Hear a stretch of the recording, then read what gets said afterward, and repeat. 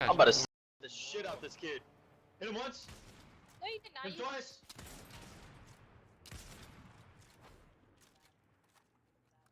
Dude, the first time you hit was the car. Oh. Are wolves Well, I hit white him the now, second or time, what? right? Yeah, you hit him for 100 the second time. Yeah, wolves are white.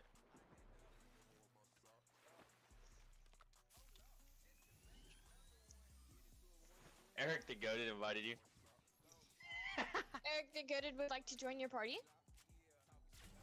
We got room. Y'all can play with him when I'm gone.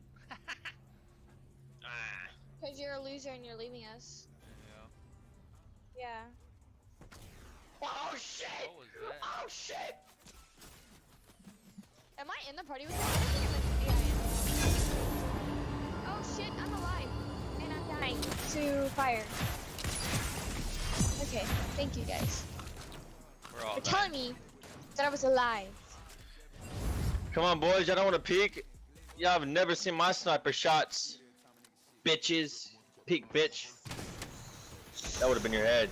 Do it again. 1, 2, What the fuck? 4, 5, 6, What the fuck? Where did he come from? 8, Balloons? 9, 10.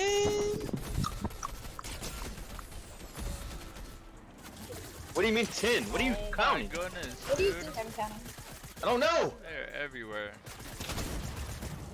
Fuck! Damn, we only got one match out of Curdy. Fuck! I'll be back though after dinner.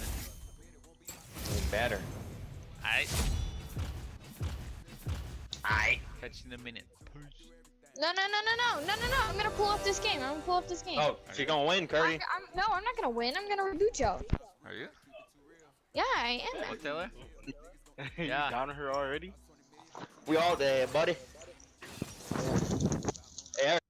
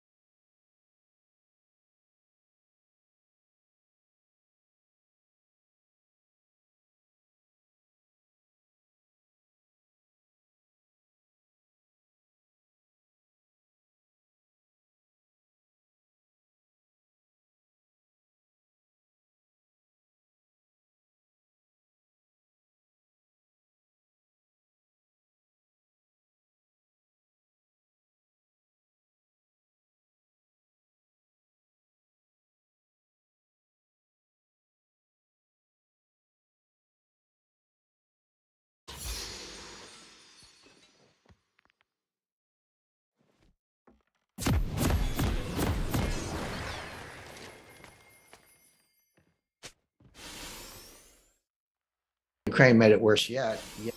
The supply chain was breaking down before COVID. Now, of course, COVID made it worse, yes. And the war in Ukraine made it worse yet, yes. But this really started with Trump's trade war in 2018. So that, like I said, there's a thread that runs through all these things. So not to throw out my hands, I'm not going to do that. But when you ask me that, I'm thinking, well, you know, I'm talking about China, Ukraine, supply chain, Biden. They're all a big deal. If you know, in terms of tragedy, probably the war in Ukraine is the most important because it's highly, highly significant economically and strategically. But of course, it's a human tragedy going with it. You know, if Chinese real estate implodes, okay, there's some hardship here and there, but it's not like people being killed or maimed or forced into refugee status. And that is part of what's going on in Ukraine. So that's probably the biggest single one, but I wouldn't miss the fact that all these things are going on at once. The number one question, because everyone's concerned about inflation, but there's a big backstory there. But I always say when it comes to your own money, everybody has a PhD in economics. You don't need Larry Summers to tell you what's going on with your budget and your ability to feed your family or keep a roof over your head. So people get inflation. One of the reasons it's so politically toxic is because it's unavoidable. You can't fudge it. You can't spin it. It's like, hey, if I used to fill up my Ford F-150 truck for $50 and now it's $125, A, you get it. It's right in your face. And B, that's $75 that you don't have to take your spouse out to dinner, buy a new jacket or whatever. So there's kind of demand destruction at the same time you're spending more money on the one thing you can't do without. So people get it. But then from there, the question I get the most is, hey, Jim, is this going to cause a recession? Are we going to have a recession? And as recently as a few months ago, I would say, yeah, I think so. You can see it coming late this year, early next year. Now I say, we're in a recession. I mean, it's not coming, we're in it. And there's data. I never make statements like that, Brian, without supporting it. So the standard definition of a recession is 2 consecutive quarters of declining GDP. There are a few more bells and whistles having to do with unemployment and a few other things, but that's the rule of thumb. So based on that, based on the best available estimate for a second quarter, likely to be accurate, we're in a recession today. Now, it's not severe, but that's like saying I'm in bed with pneumonia, but I'm not dying. Well, okay, but we're in a recession right now. And there's a lot of whistling past the graveyard. I mean, the stock market is still greatly overpriced. There's still the buy the dips mentality hasn't gone away. It's still there. You got people like Jim Cramer yelling, buy Netflix or whatever. And there's institutional support. There's momentum trading. Of course, 95% of the trading is by robots. So you got to reverse engineer the 27-year-olds from Bangladesh who don't get out much. They're the ones really writing these algorithms. Brilliant engineers, but you have to show them around Wall Street. So all that's going on. So we haven't really seen the market collapse, stock market collapse that I would expect in association with a severe recession has not happened yet. This is going to play out. It'll get worse as the year goes on. All right, so you're expecting a major correction in stock markets on the back I'm of the not recession. alone. I mean that is my expectation. I have my own models and I look at it closely. But if you listen to Michael Burry, Jeremy Grantham, Charlie Munger, these people have been around and they run hundreds of billions, and they're saying the same thing. So every now and then someone will throw some statistic at me and I go, how long is your time series? And I go, we took it back 5 years. I was like, talk to me if you've done it for 100 years, because that's a little more meaningful. But Jeremy Grantham actually did do a 100-year time series and looked at bubbles all over the world, 1929 US, 1989 Japan, 2000 dot-com stocks, and many others. And he said he's never seen anything like it. It's a triple, greatest bubble of all time, times 3 in the sense that it's real estate, stocks, and other asset classes. So I do, that is my view, but it's shared by a number of other analysts. And that would mean like S&P coming off another 20, 30%? Yes. And again, you have to remind people, 1929, everyone's like, October, I think 18th or 19th, it was late October 1929, the stock market fell 22% in 2 days. It wasn't one day, it was like 12% one day, 11% the next day, so 23% over 2 days. But that wasn't the crash. I mean, that was the beginning of the crash. This Dow Jones fell 82%. from top to bottom. Now, it took 3 years. It bottomed in June 1932, started in October 1929, so not quite 3 years. But that fell 82%. And that happens. So yeah, we're down, NASDAQ's down, bounced back a little bit in recent days, down close to 30%. Down, the S&P down over 20%. We're in bear market territory, but that's just the beginning. That's not what a full bear market, full market adjustment looks like in the face of the kind of recession that I expect. Talk to me about inflation, because I was looking at some of the inflation numbers, and you have to go back to the 80s to see anything that's approaching double digit. I remember being just a kid hearing about double digit inflation. I could kind of remember the gas pumps, the lines at the gas. It's like a distant memory of me in the 70s. But how do you talk to younger people these days about what inflation is or what it means? Because I don't think people really grasp what it actually means to your savings or to the economy in even a medium term. Well, that's exactly right, Brian. And if you, you're a little younger than I am, but I lived through it. I started my career in banking in 1976, and so I remember my wife and I used to kid each other. She was in advertising, I was in banking, and the inflation was so bad, you'd get a raise every 4 or 5 months, and you didn't have to ask. They would just give it to you because they knew that you were going to quit if they didn't keep up. So she would get a raise, and she was making more than I was at the time. So we'd go out to dinner, and I would get a raise, and I was making more than she was. So we would just tease each other about that. But that's how it was. And the psychology was, if you needed whatever, a TV set or refrigerator, new car, whatever, you say, I better buy it now because the price is going to be higher. If I wait a month or 2 months, the price is going to run away from me. So it had huge behavioral effects. Of course, gold was, going, there was a lot going on at the time. But Brian, you're right when you say we're putting up inflation numbers today that are the highest in 40 years. That is correct. A little 41, actually, it was 1981 before we saw these numbers. But I remind people, the inflation in 1981 was the end of a 10-year period of inflation. It wasn't the beginning. It's like, oh, that's some inflation. Yeah, we did, but it had started. In some ways, it started in 1968, and it really took off in 1974, 75. So 81, these numbers, that was when Volcker finally got it under control. But you go back to 70, between 77 and 81, so that 5-year period, the dollar lost 50% of its purchasing power. Not 15, 50 in that 5-year stretch. So you were putting up numbers, 10%, 11%, 13% and higher year after year. Yeah, 1981, it was 9 or 10, which is what they're comparing to today. But that was on the downslope. It had been higher than that in 77, 78, and 79. So the question is this the beginning of an inflationary surge where it's going to get even worse and it's going to last 5 years, or is it different than that? But keep that in mind, because the 40-year comparison, it is correct, but that was the tail end of an even worse episode. And again, there's this comparison to the 70s. By the way, I think the situation we're in today is very different from the 1970s, and I'll explain why.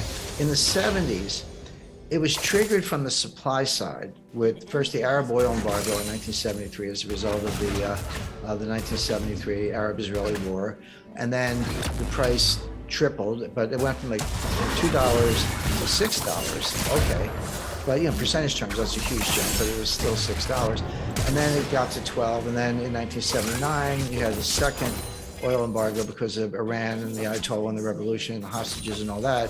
And then it went from kind of 12 to 20. So oil went up by a factor of 10 in the course of the late 70s because of those two different embargoes. So that's coming from the supply side. But what happened was the other source of inflation is on the demand side. So you have what's called cost push inflation. That's where supplies choked off, or there's an embargo, or there's a shortage, natural disaster, a lot of things. It's coming from the supply side, and demand is inelastic, so you just pay up or kind of do without. But the demand side is much more psychological. That's called demand pull inflation. That's when consumers behave the way I described, and as I say, I lived through the 70s, where hey, I better buy it today, I better buy it now. You're pulling all this demand forward and bidding up prices because you're worried that it's going to get even worse. So as that applies to today, we are starting with the cost push inflation, mainly the price of energy, but the price of food is a big factor.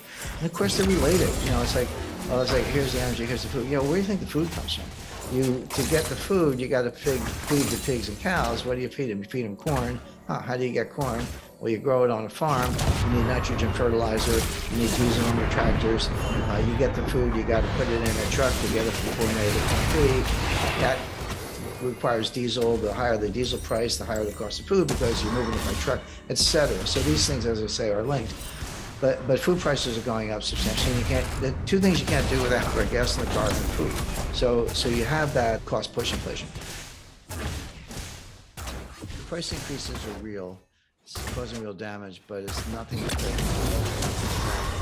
Now, but every day you get a little closer to that demand curve. You get a little closer to that change in supply. We're not there yet, but if this supply side inflation persists, you may get there, and then forget it. Now you're on your way to 15%.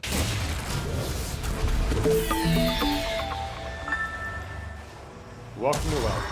I'm Wealthion founder Adam Taggart.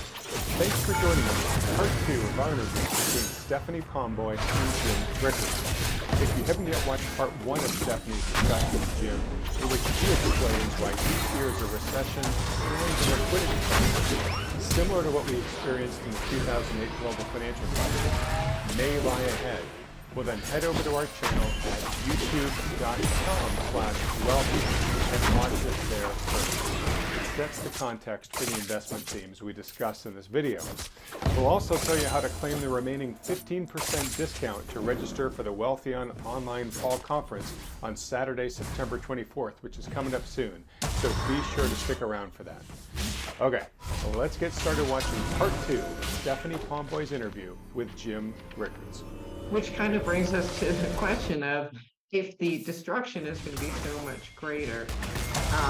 In the Fed, in my view, I don't know what your view is, how do they respond to that when it's clear, when the market's down, let's say 50%, the economy is in a severe recession, not just some 2-quarter free fair.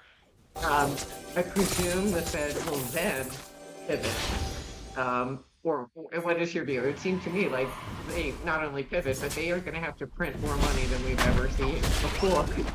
Yeah, I agree with that. I didn't say, I've never said that the Fed will never pivot. My point was they'll pivot too late. They'll pivot. They won't pivot when the market expects. Right now, the expectation, maybe it's cooled off a little bit, but the expectation was that the pivot would come as early as January or February 2023. Or some people were even saying December 2022. And that's the signal that the inverted Eurodollar futures curve is sending. But as I said, it doesn't are they Fed looking at Eurodollar futures? I don't think so. I think they're looking at the Fed curve, which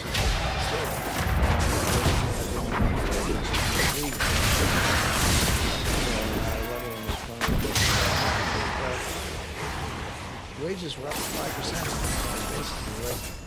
Yeah, that's nominal, and inflation's 8. You're down 3. People are losing money. But so the Fed will pivot. It will be too late. It will be after the damage is done, after we're in a deep recession, rising. Because remember, they beg higher unemployment into the high. When unemployment starts to go up, they're going to say, "Yeah, we told you. We told you there's going to be some pain," and starting from. And they only look at the unemployment rate. They're not looking at labor force participation, which we talked about.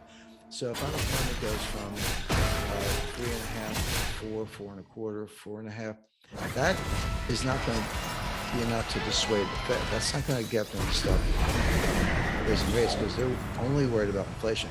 Now there's some level where they'll care, but is that 6? I mean, it might be 6%. But when we get to 6% unemployment, we're on our way to 8. I mean, that's where things the wheels are coming up. So, inverted yield curves are signaling in January. The Fed's not looking at them. The Fed doesn't care. The Fed doesn't understand them.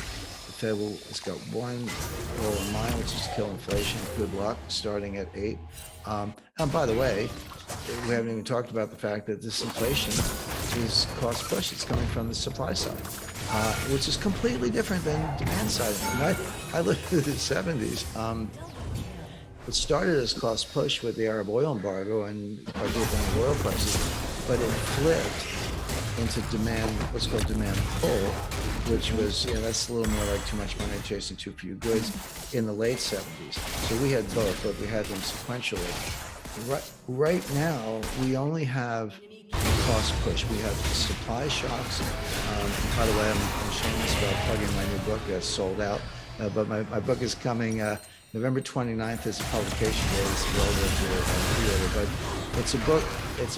As the name implies, it's a book about the collapsing supply chain.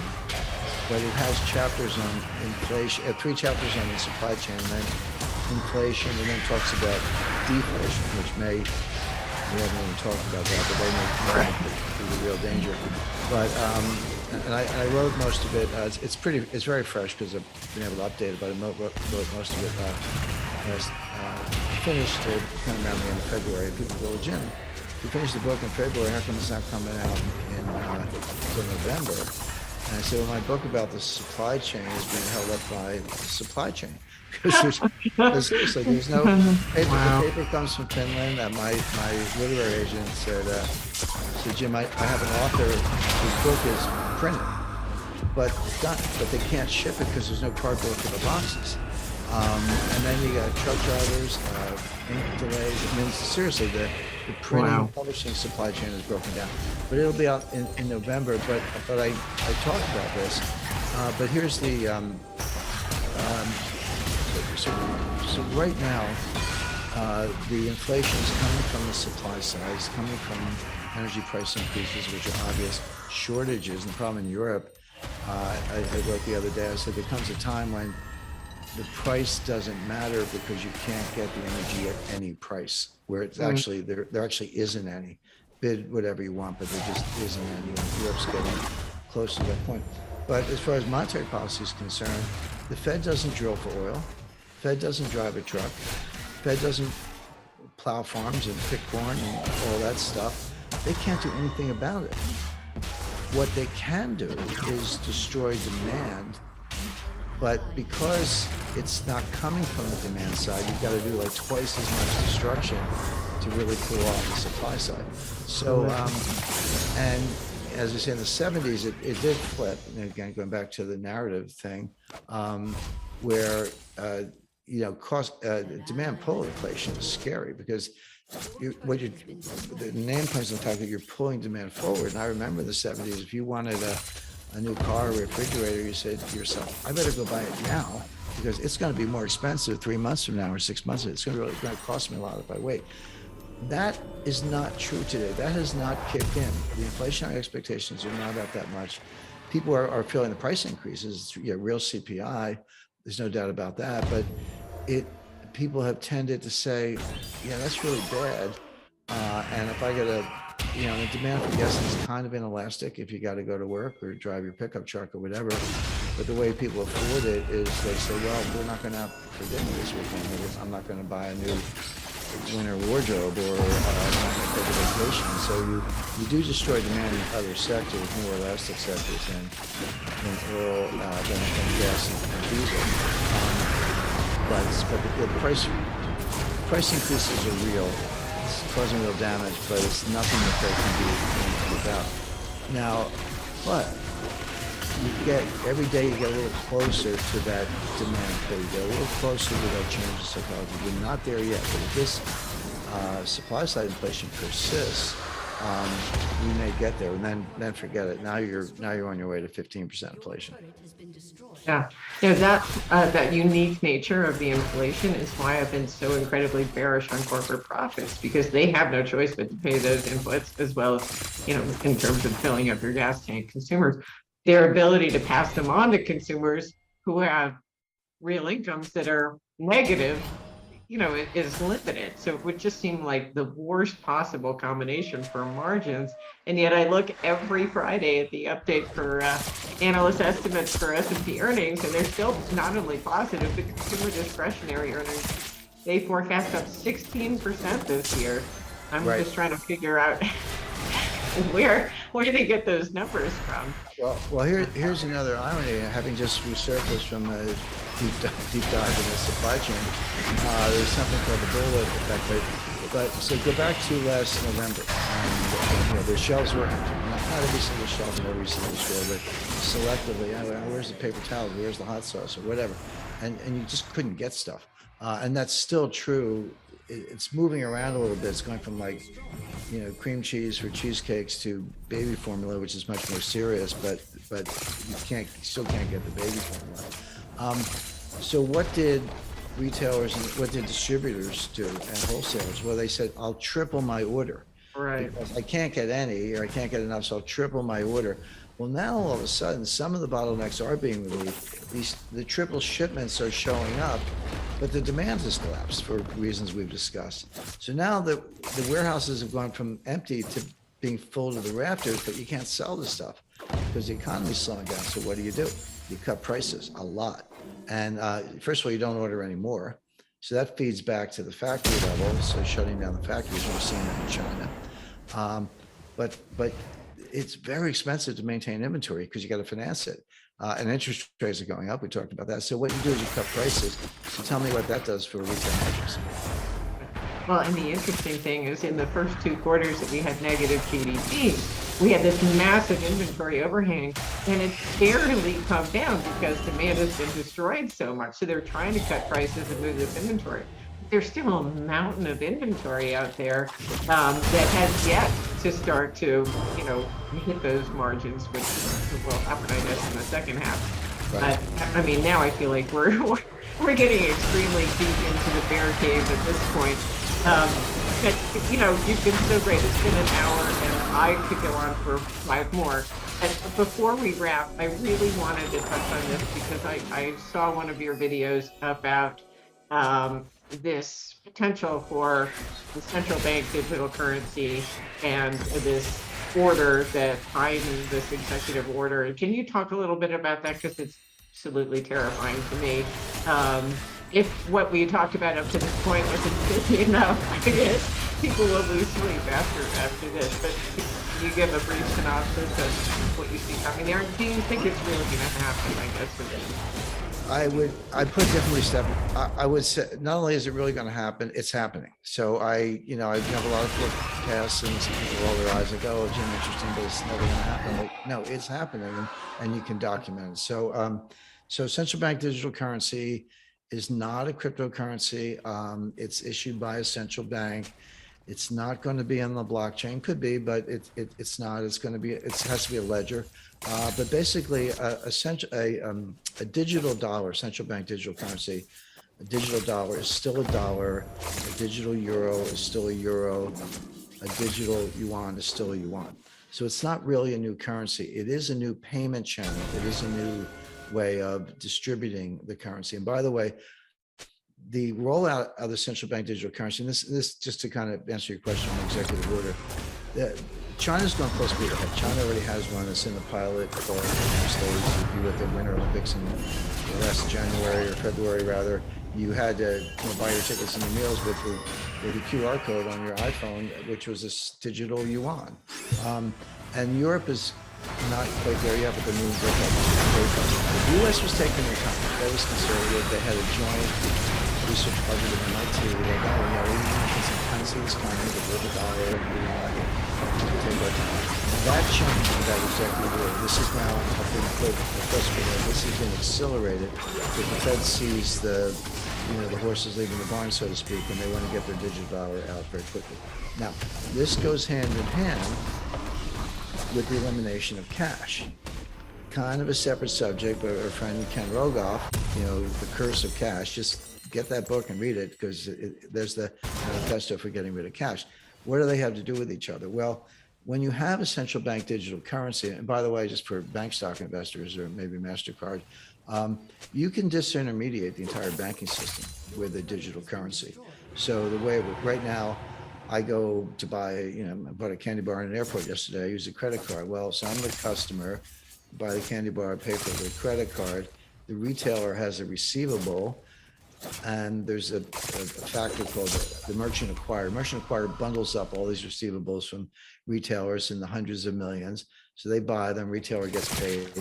They then deliver them to MasterCard or Visa and say, pay me, and MasterCard and Visa pay the merchant acquirer. And the merchant acquirer, the MasterCard and Visa distribute the receivables to the banks that issue the card, and then my bank sends me a bill and I pay the bill. You got 5 counterparties for one candy bar. So you got the retail customer, the retail outlet, the merchant acquirer, MasterCard, and the bank, the issuing bank. And the fees are like 3%. So do we need 5 financial intermediaries or system participants and 3% fees to buy a candy bar? The Fed would say no. I have an account at the Fed, and so do you. And if I owe you money, I just click my account and it shows up in your account. It's like bank, except the Fed's in the middle. Now, the Fed won't actually disintermediate the banks, because the Fed was created in 1913 with the sole purpose of propping up the banks. Forget about doing mandate and all the green, and all that stuff. They're just there to prop up the banks, and that's what they do. But it will have profound impact on fees and MasterCard. So it's better, faster, cheaper, and less complicated. So that's the case for the digital currency. Okay, let's talk about the reality. So now we have. I always say, if you want to slaughter pigs, you got to get them into the slaughterhouse, but you got to run them in a chute. You can't be running around wild. You got to get them in a chute, get them in the slaughterhouse, and kill them. So if you want to slaughter savers and investors, you got to get them into the digital slaughterhouse, and the way you do it is with a digital currency. So no more cash. Now we're all digital. What can we do? Negative interest rates. Okay. Right now, the solution for negative interest rates, I just go down the bank, take all my money out, put it in a suitcase, and bury it in the backyard or whatever. That's the reason to get the money out. There's something time for it. But you can. So you have to eliminate cash if you want to impose negative interest rates. Why stop there? Why not withholding taxes? So if you have like a regular job, like most Americans, you get a paycheck, twice a month or whatever. Your employer withholds taxes from your paycheck and gives it to the United States Treasury. And then at the end of the year, you get a W-2, you file a tax return, you reconcile it, and you owe or you get a refund. But that's not true for doctors, lawyers, dentists, professionals, consultants. It's not true for a lot of people. They get paid gross, and it's up to them to file their own, to pay their own installments. And most people do, but they kind of at their will. Well, what if the Treasury said, we're just going to take it out of your bank account? And same thing.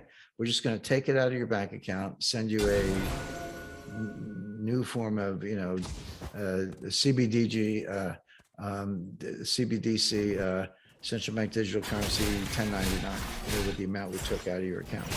Oh, okay. So now you got withholding taxes at your bank account. This is the culmination of the total surveillance state. So right now we're all under surveillance of our phones, right? And so you got a big deal about the point of purchase. They already know it because you got the iPhone on. Yeah, but they don't even know about it. MasterCard, that's the U.S. government. But now if the transaction has to go through the Fed, they know I just bought a book like I Love Ron DeSantis, or why Donald Trump is great, or campaign contribution. I give some money to Elise Stefanik. Oh, she's on the semi-fascist list, Right. So all of a sudden you're according to Biden, you're a semi-fascist with this Lenny Riefenstahl backdrop and this Right. speech the other day. We can stop there. But so I'm on the wrong side of that trade, and all of a sudden they're freezing your account. Gun purchase? Nah, sorry, it doesn't work for that. Ammo doesn't work. And it used to be, and what about your constitutional rights? Well, so somebody said to me the other day, well, if they really want to know what you're buying, they can find it out. Not really. You got to get a subpoena. You got to subpoena MasterCard, and you need a reason under the Fifth Amendment. And it has to be a reasonable, narrow scope under the Fifth Amendment. And you're entitled to protection against unreasonable search and seizure from under the Fourth Amendment. Sorry, those other references should have been to the Fourth Amendment. But your Fifth Amendment rights are in both also. Confiscation of property without compensation, etc. So Second Amendment, right to bear arms, First Amendment, freedom of speech. Well, all those things only work if the government is trying to impose them on you. But they're saying, oh, we're not doing that. We're just freezing your bank account over here. So total surveillance, withholding taxes, negative interest rates, freeze the account, seize the account, and then just, I'll keep going, okay? Digital currency is programmable. Please don't. Yeah, well, It's so I know. awful. I know. Oh my- I'm not a doom and gloomer, but I am a realist. It's programmable. So Trump had $1,400 and $600 COVID relief checks, and Biden had a $1,400. We all get a $1,400 check, right? But now they'll send it out in a digital form, and they'll say it's only good for 30 days. Because we're a little, use it or lose it. We're a little bit worried about aggregate demand here. So we're giving you the money, but you got to spend it in 30 days or it disappears. Or just do it to your bank account. It doesn't even have to be a new check. We're gonna whack your bank account, 1% a month. Not as a negative interest rate, but if you spend it, we won't. So the applications of this are horrendous. It's all straight out of George Orwell. And if you take away cash, then you don't have a workaround. At that point, the only workaround is gold, silver, and real estate's a good store of wealth. I think it'll do well, but you can't spend it. So for gold and silver, Yeah. And So the history- question that when Sorry, go I ahead. was saying, will it happen? I guess what I should have been more specific is the outlaw of cash is critical to this. I mean, the CBDC is one thing, and as you acknowledge, a lot of governments are already working on this, and the Fed's been probably late to that party. But the outlaw of cash, that's the part that I kind of have that ray of hope that there's just no chance they're going to be able to do that without massive civil backlash. What's your view on that? Well, I agree with that. First of all, the history of money is interesting, as you know, but people are really good at inventing new forms of money if the old forms don't work. And it's not just the collapse of confidence or the gold standard or whatever. It's just like in the Great Depression, there wasn't enough money, so towns minted wooden nickels. When I was a kid in the 50s, they were taking wooden nickels. Like, I haven't seen any, but in the Depression, it was legal tender, not legal tender, but people accepted it. And so people will find a way to create new forms of money. So if they outlaw cash and everything's digital and they're doing all the nasty things I described and worse, and by the way, Steph, again, I'll be really brief just to give concrete examples. In China, everyone has a health code. It's digital QR code. You're red, yellow, green. Red means you have COVID. Green means you're okay. Yellow means you have a test, but you're awaiting results. But everything you can do is affected by that. If you're red, you cannot get on a train. You cannot buy a plane ticket, et cetera. So, okay, then separately, a mortgage in China, the way it works is you take out your mortgage, you sign the mortgage note, and the money, and you put your down payment down, but there's no house. They then use the money to build the house and deliver it to you. But people get mortgages on houses before they're built. In effect, you're financing the developer. Well, what happened was the developers stole all the money and they got all these unfinished houses. But the banks are saying, hey, you still got to pay the mortgage. Sorry, you signed up. So now there are mortgage strikes in China, and they're spreading. So about a month ago, a bunch of Chinese from one province were going to take a train to another city to join a mortgage strike protest. Guess what happened? The health authorities switched their codes from green to red. They switched the COVID codes, nothing to do with the mortgages, but once it was red, you couldn't protest, okay? 5 days ago, the state utilities in the state of Colorado took control of people's thermostats externally.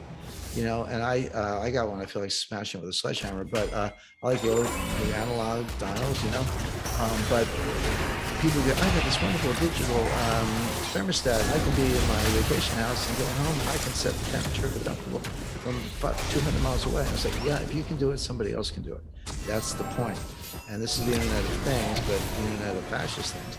And so those thermostats are locked at 79 feet. They can't get the air conditioning. Of course, California say we're banning internal combustion engines. They're fired out by electric vehicles, and 5 days later they say, by the way, don't charge them. So my point is, this is happening.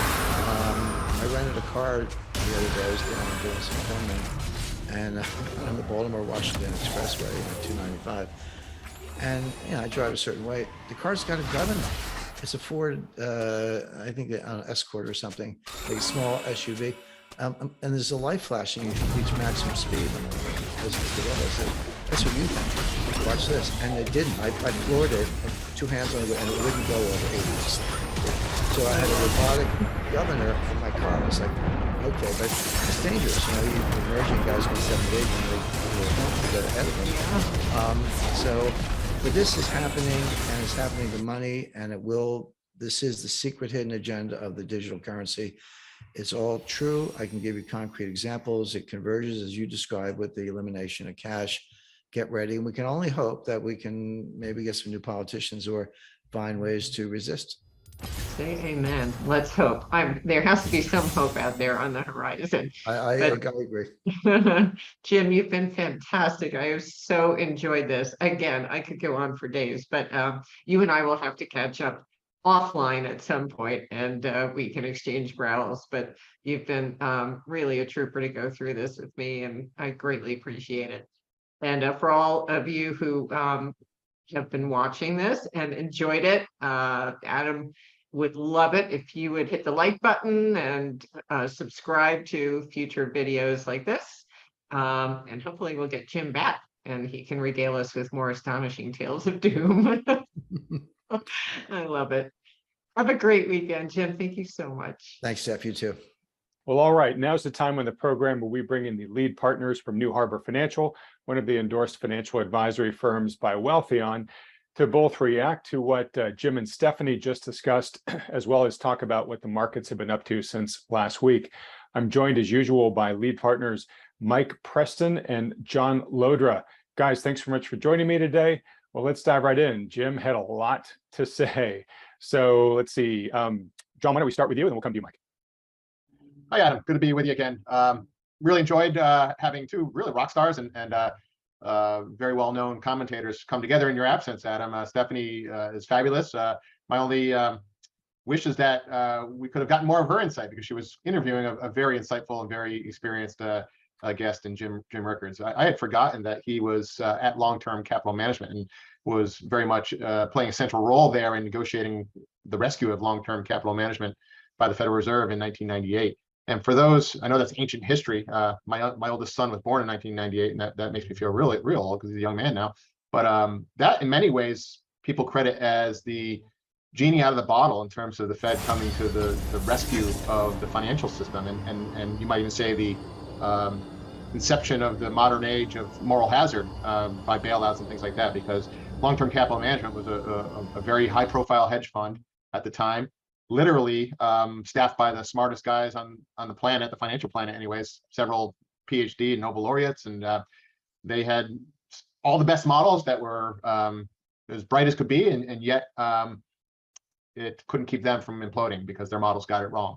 And I think that's a cautionary tale that here we are quarter century later almost, that is every bit as deserving of a reminder. I think Jim's perspective and experience in that war room, so to speak, is a cautionary tale for where we are today. He highlighted we have 1 quadrillion of derivatives in the system.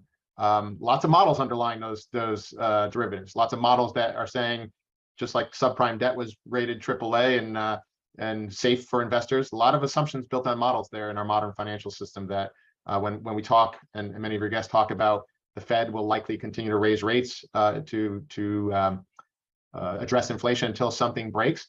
Well, there's a lot of things that can break, and a lot of places where things can break that even the smartest folks in the room probably don't really appreciate. So I just think it was a really fascinating big picture discussion that takes us away from some of the day-to-day micro stuff that Mike and I dive into on behalf of our clients, and really interesting highlighting of where we are in the fragility of the modern financial system. Well, thanks, John. And in terms of that fragility of the system, you mentioned that Jim was one of the guys there during the long-term capital management, and he helped actually unwind that. And so, he's got a real boots on the ground understanding for what happens when these asset bubbles begin to burst. He said that he's concerned that we may be heading into a recession and a liquidity crisis. He said you can have one without the other, but he thinks we're in danger of having both, like we had in 2008. And I don't think Jim is a guy who says that lightly because he knows what he's talking about. You know, he's seen this before, and sees how destructive it can be. So I think that was one big thing that I took away from here was Jim was just not saying, hey, I'm worried about lower stock prices, or I think we're going to have a recession, because we're always eventually going to have one. He's saying, I think we're going to have, you know, something that could be on the scale of a 2008 style crisis. Maybe not as big, but maybe, who knows? One other thing I just wanted to react to is, you know, Jim has a lot to say, and Stephanie was playing the role of interviewer, not interviewee this time. So I think she made the right call and let Jim run. I did just want to let you know, and other Stephanie Pomboy fans know, that we have just started this new sort of program where I'll be having her on with some degree of regularity when something happens in the markets data-wise that she's reacting to and has some good immediate insights to share. There's been enough data released this week that we've agreed that her next time in that hot seat is going to be early next week. So if you want to hear the pure Stephanie Pomboy, you're going to get that soon. All right, Mike, anything to add to what John said there about Jim's commentary? Yeah, no, Jim was pretty instrumental in the long-term capital management bailout. And I've heard Jim say before, though I don't know that he said it during this interview, that in 1998, we bailed out Wall Street. In 2008, we bailed out the banks. And now, you know, really, we're looking at, if we have another crisis of that magnitude, of bailing out, whatever word you want to use, bailing out the world financial markets, bailing out the central banks. Who's going to do that? And so, you know, there was a lot of kind of very somber talk in that interview, like there should be, because of the place that the Fed has put us into, a very fragile situation. So, you know, he said that we're in a recession. You know, no matter what the authorities say, we're certainly in a recession. We've had 2 quarters consecutively of declining or flat GDP, whatever number you want to believe, but we're certainly in a recession. And the Fed has been pretty complacent raising rates here, even though they've gone up, I guess he said from 0 or close to 0, 325 basis points in just a few months. That's a historic steep rise, and they're likely to go up 75 basis points. I think it's next week, or maybe 100 basis points is now what the market is pricing in. And still, the market has not really reacted in a big way to the downside. Even though we had the largest down day in 2 years yesterday, the market is still only about 17.5% off its high as measured by the S&P. And at the same time, valuations are still in the stratosphere. So there's plenty of risk that's still in these markets. And he talked a little bit about the dollar too, in that the dollar remains strong. And there's a lot of reasons for it, but he, I think, agrees with Brent Johnson and the dollar milkshake theory, and that the real reason is that there's a huge shortage of high quality US collateral. And you know, that makes sense to me. That's probably the reason. I don't think it's going to stay strong forever, but certainly from a technical and chart perspective, the dollar's been strong. And for fundamental reasons, the dollar's staying stronger, probably longer than it really deserves to be, given our crazy money printing and whatnot. So, and Jim talked a lot about reasons why the velocity of money has not increased. So really all that's happened is we've really increased the Fed balance sheet and increased M1, but we really haven't created much wealth out of all of that. We've transferred wealth. So those are my 2 cents on what I saw. Yeah, and we've transferred wealth to a already wealthy and, you know, increasingly smaller and smaller percentage of the overall population. So it's a hugely unfair wealth transfer. All right, so yeah, you talked about Jim talking about sort of the pace of change here in terms of the interest rate hikes. Talked a bit about this in past videos, but I just want to reinforce for people that this is highly likely to create a shock, right? You know, I've used the analogy of drinking a gallon of water, right? Easy to do over a week, very hard to do over 10 seconds, right? You can actually drown trying to drink it that fast. That's the kind of shock that is happening to the economy right now with just the rate hikes alone, let alone QT now kicking in at the full 95 billion now that we're here in September. So as Jim said, the markets are dreaming of a soft landing, but he thinks it's going to be more like a plane crash, right? And maybe that's slightly hyperbolic, but I think the point that he's making is he expects the Fed to keep doing what it's doing until, quote unquote, something breaks. And he said the same thing about the dollar. He said he thinks the dollar is going to keep rising until that breaking point. The very interesting thing is going to be, all right, what's going to happen after that breaking point, right? Jim didn't get so much into it, but he did raise the question of, you know, he said the Fed's doing what it's doing because it has to. It's got to get inflation under control. But if it breaks something and is forced to pivot, if inflation is not fully tamed by that point in time, then it will highly likely be re-inflamed by the Fed pivoting back to an easing stance. So, you know, it didn't have too much chance to get into it, but I believe that's why when Stephanie asked Jim, you know, okay, so what do you do? You know, Jim said what he really favors at this point in time were precious metals, both gold and silver, and to a certain extent real estate. And I think part of that is for the the crisis protection, for the protection against inflation if the Fed pivots before it's fully tamed inflation. And also Jim went on for a bit about digital currencies and said that that's really one of the only ways to escape that coming Orwellian takeover, as he sees it, is being in those kinds of hard assets. Now, I know you guys are big gold and silver advocates, and feel free to comment on your latest thoughts on those. The real estate one is really interesting. I've read Jim for many years. I know that he's looked into assets that have been the great crisis assets over past centuries, and certainly precious metals and real estate are at the top of that list. The thing with real estate right now is as long as the Fed is continuing on this rate hike program, it's stabbing a dagger into the heart of the housing market and then twisting it. Mortgage rates have more than doubled over since a year ago, August. And honestly, at this rate, it may not be very long before they triple. So that just mathematically has to bring housing prices down. And we're already seeing a lot of markets cooling really hard, really fast right now. So I guess let me hand it back to you, John, to talk about your comments on Jim's big three assets there. But if you could tackle maybe real estate first in terms of how you guys are looking at it, let's do that. Yep, we do indeed. We've long been proponents of having a material part of one's financial picture in real assets, real things that are tangible, can't be just fabricated out of thin air. So certainly precious metals, gold and silver and other precious metals can't be fabricated out of thin air. Real estate the same. Certainly the prices of these assets can be influenced by things like monetary policy and real estate in particular, because it is oftentimes an asset that is debt financed in a big way. And in fact, there's all kinds of incentives in the system to load up on debt to purchase real estate. And if one property is not enough, why not buy 10 and borrow a bunch of money to finance the portfolio? All well and good as long as prices keep rising, but where they start to moderate or cool, that's where that debt leverage starts to have problems. So yeah, we do like real estate longer term. We do think there's, broadly speaking, some pretty significant hot air that needs to be let out of that market.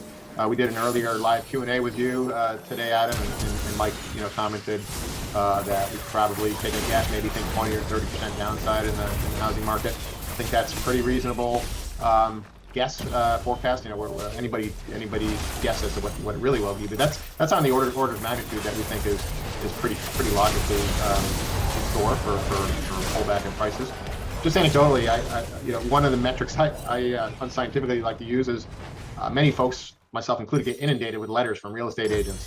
Hey, is your house for sale? If not, would you like it to be? Or just unsolicited letters on the real estate market. And I've seen a decided change in the tone of those letters lately. One, not like, oh boy, you better sell your house, you're gonna miss out. The letters have very tonally been more, hey, the real estate market's still fine. Don't worry. It's really unscientific, but I think it speaks very clearly to the sentiment and the psychology that drives asset prices. I'll just pause it right now. Maybe saying, please don't sell your house if you're going to list it for a lower price. All right. Well, look, Mike, we'll come to you in one sec. So today, I think, as you mentioned, Mike, yesterday, we saw the biggest one-day sell-off in 2.5 years. Right? I think the period that matched the day that was as deep as yesterday's was, I think, in July or June, maybe actually, of 2020. And that's when the world was really, still panicking over the pandemic. What sort of seemed to have triggered that was the August CPI print, which came in at 8.3, which was below July, but higher than I guess the market was expecting. And probably, this is my interpretation, but probably the market was hoping for an even lower CPI to really give it confidence that, okay, the Fed's really getting on top of inflation here. We've passed peak inflation, and the Fed's going to be wrapping up its rate hikes pretty soon then, because it looks like inflation is contained. The fact that it didn't come down probably forced the market to finally give up the ghost that Jerome Powell wasn't going to budge, and that he is going to do what he says he's going to do, which is going to keep hiking rates basically for as long as he can get away with before that quote unquote something breaks. So look, we've seen big sell-off in the market. We've got CPI really high. People are getting more worried, and inflation's still high.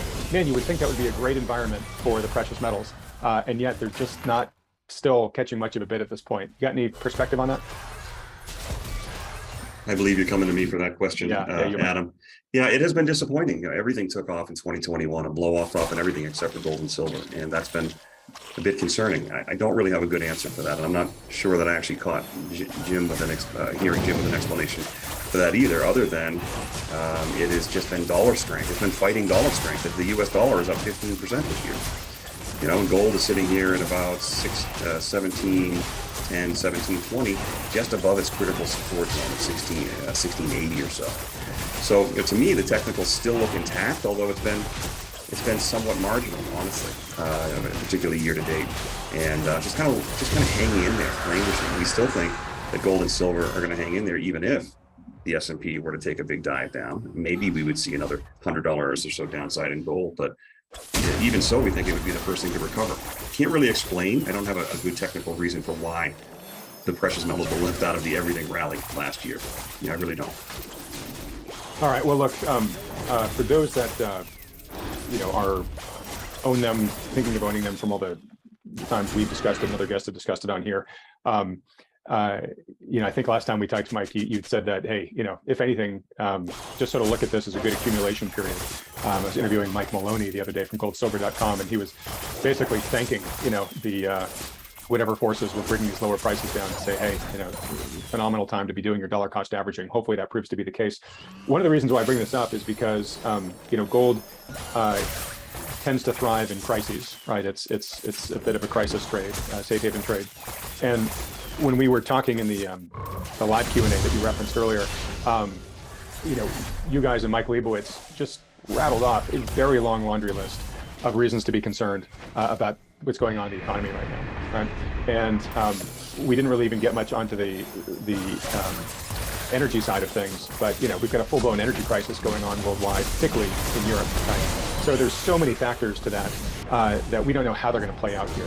Obviously, we still have the war in Ukraine going on, and that seems to be devolving right now. Just was reading articles this morning about Ukraine applying for NATO-like protection, not necessarily NATO, and Russia basically saying, hey, if you guys go there, then this is basically World War III and nukes come on the table, right? So there's a whole geopolitical risk set out there still we don't know how it's going to resolve. And then even just here in the States, I was just reading an article right before we hopped on here, that there is a big stalemate right now between the railroad unions and the railroads. And if it's not resolved by this Friday, 125,000 union railroad workers are going to go on strike. And it's basically going to shut down at least all the commercial rail that's going on, if not bite into the retail rail transport too. Passenger rail. So, I don't even know if that's been on people's radars right now, but we just have these sort of swirling gray and black swans out there that, to my count, they're too many for comfort here, right? Any one or two of these land in addition to what we're already dealing with, and we could be upside down very quickly. That plane crash landing that Jim was talking about, becomes even more probable in that scenario here. So I guess the point I want to just get out here is it feels like the risks are weighted so much to the downside right now that, defense, safety assets, whatnot, it feels fairly hard to go wrong with playing that game. The worst thing that happens is maybe you lose a little bit of upside if for some reason there is a bullish resurgence here. But man, I got to tell you, it is really hard to try to come up with a compelling bull case right now, and really easy to get yourself worried. Let me go back to you, John, to react. Yeah, it's really hard, Adam, for all those reasons, but especially because we still remain at asset valuations that are amongst the top two or three extremes in all of history. So all those reasons haven't yet even been really priced into markets in any way whatsoever. We're still very, very overvalued. It was referenced here, and we talked about it, and Stephanie commented today that I think for the consumer discretionary sector, which is the most discretionary spending in theory anyways, for strained consumers, analysts are still projecting 16% annual profit growth in that sector. None of that seems to jive with those kinds of scenarios that seemingly are very likely to come in terms of recession and inflationary pinches.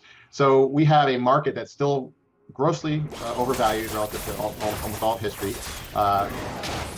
Corporate margins that are still amongst the richest in history, and that's one of the things that is reliably over history been the most reliably mean reverting over time, because when margins get super wide, competition and pricing pressures and things like that come to narrow.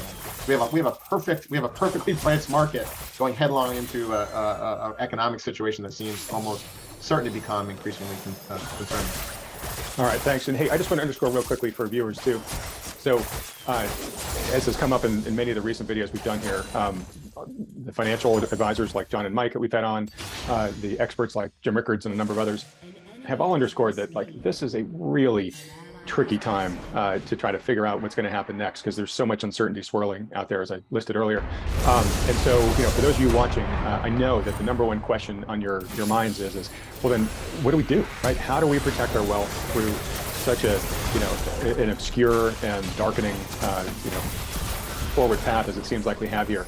I just want to remind folks that is the focus of Wealthion's Fall Conference, which is coming up in just a week and a half now. It's Saturday, September 24th. It's an all-day event. And I just want to remind folks that if you haven't registered for it yet, there is still a last price discount that you can take advantage of. 15% last chance to save discount if you go right now to wealthion.com/conference. You can still get that before it expires on midnight this coming Saturday. After that, you got to pay the full price.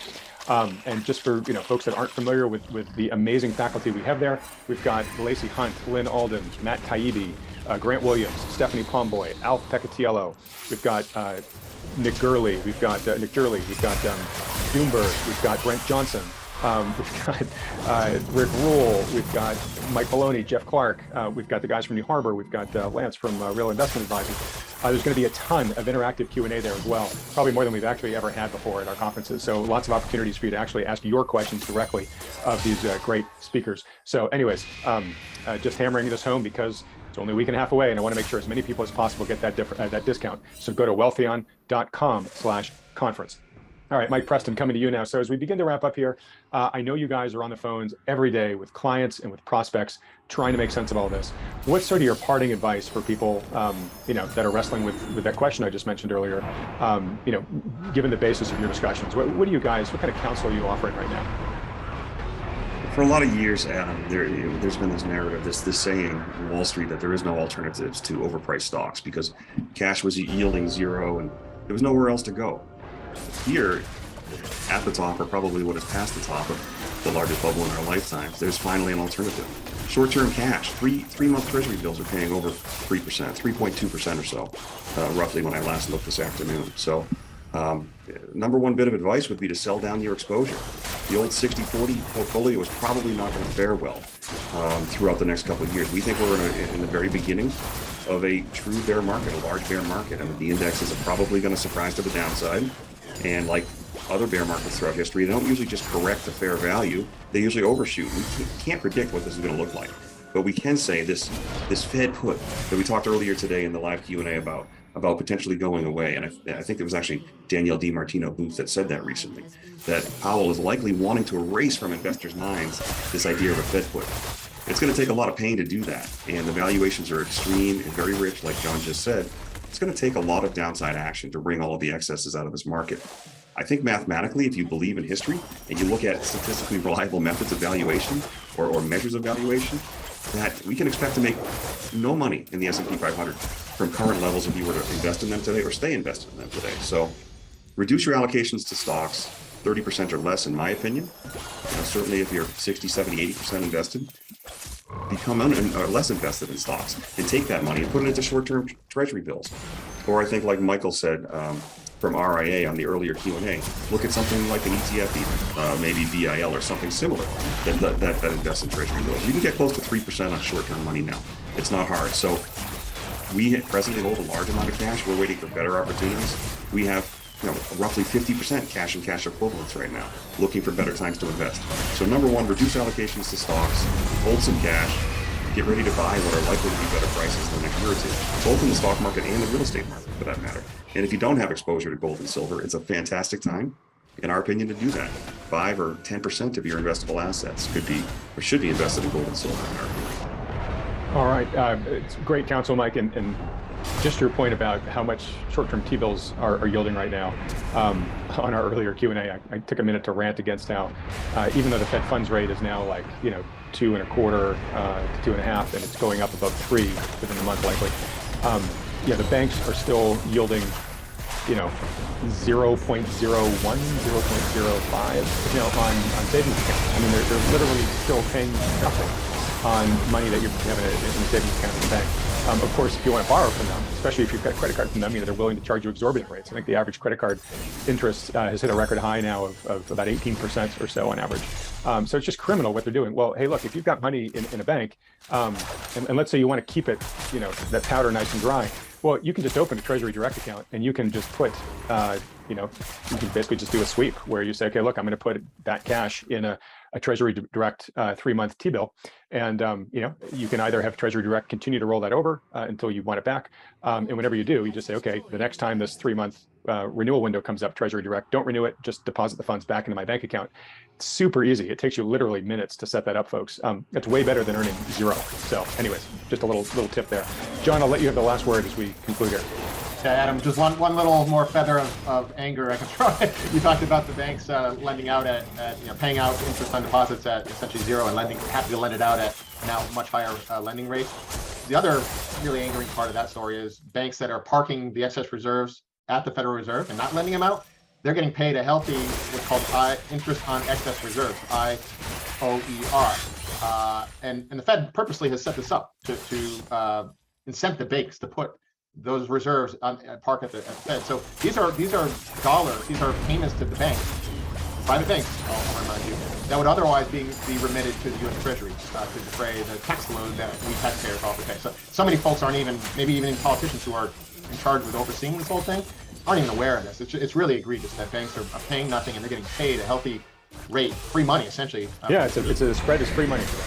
Yep, it's really egregious. I wish more people knew about this and could express their displeasure with that. But yeah, just wrapping up, I would just we talk a lot about markets and economy. The other thing we do all the time with our clients is we talk to them and we are practitioners of really practical hands-on financial planning stuff too. Whether it's Social Security planning, whether it's planning for thoughtful timing of distributions from tax deferred accounts, keeping in mind different tax brackets and timelines and vagaries of future tax rates. Those are things that are every bit as important for folks to attend to as it relates to their own situation.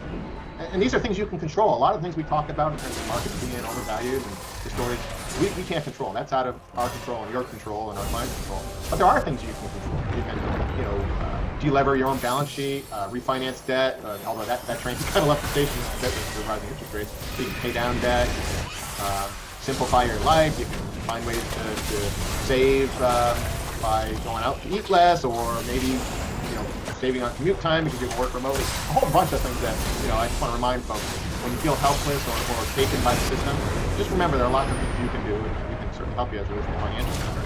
So kind of take back some control and work on the things you can control. That's a great point. Like paying down a 6% mortgage, you just took one out. That's a guaranteed 6% return right there, right? Paying off credit card debt that's in the double digits, guaranteed double-digit return on your investment right there, right? All right, well, great points, guys. In just wrapping up here, folks, again, very hard times to navigate. That's why so often on this channel, we recommend people work with a good financial advisor to be their guide through all of this. If you've got a good one, great, stick with them. But if you don't, or you would like a second opinion from one who understands all the macro issues that Stephanie and Jim talked about in this interview, perhaps even talking to the guys here at Harvard, John and Mike themselves, just go to wealthion.com, fill out the short form there. You can get a free consultation. There's no commitment behind it at all. It's just your chance to sit and talk with these guys, tell them your personal story, hear their best advice about what they think you should do. You can go off and do that with your existing advisor. You can do it yourself, or if you like what you hear, you think you might want to learn more about these guys, just keep on talking to them. But again, totally costless. So to set that up, go to wealthion.com. Remember the conference. I'll put a link to it down here for those who don't link directly, but it's wealthion.com/conference. And last, if you enjoyed Stephanie interviewing Jim, want to see more great interviews of great minds like Jim and more interviews by the wonderful Stephanie Pomboy, do me a favor and just hit the like button and then click the red subscribe button below if you haven't already, as well as that little bell icon right next to it. And whatever happens from here in the markets over the next week, can't guarantee what's going to happen in the markets, but we can guarantee that we will be here, John, Mike, and I, making sense of it for you next week. John and Mike, thanks so much for giving us another great week of your insights and analysis. Everybody else, thanks so much for watching. Thank you, Adam. Great to be with you again. Thank you, Adam. Really enjoyed it. I'll see you soon. If you'd like to schedule a consultation with one of the financial advisors at New Harbor Financial, simply go to wealthion.com. These consultations are completely free, and there are no strings attached. The good folks at New Harbor will simply answer any questions you have about your investment goals or your portfolio and give you their best advice given their latest market outlook. They're willing to do this because they care about protecting people's wealth, and because Wealthion has connected them with so many thoughtful investors just like you over the past decade. We started doing this because so many people have approached us in frustration, looking for a solution because they're feeling out of alignment or downright ridiculed by the standard financial advisors who have been managing their money. You know the type.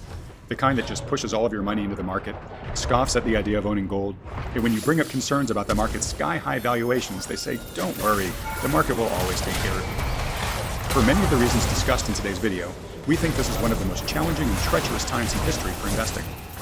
We strongly believe that today's investors are best served working in partnership with a conscientious professional financial advisor who understands the risks in play.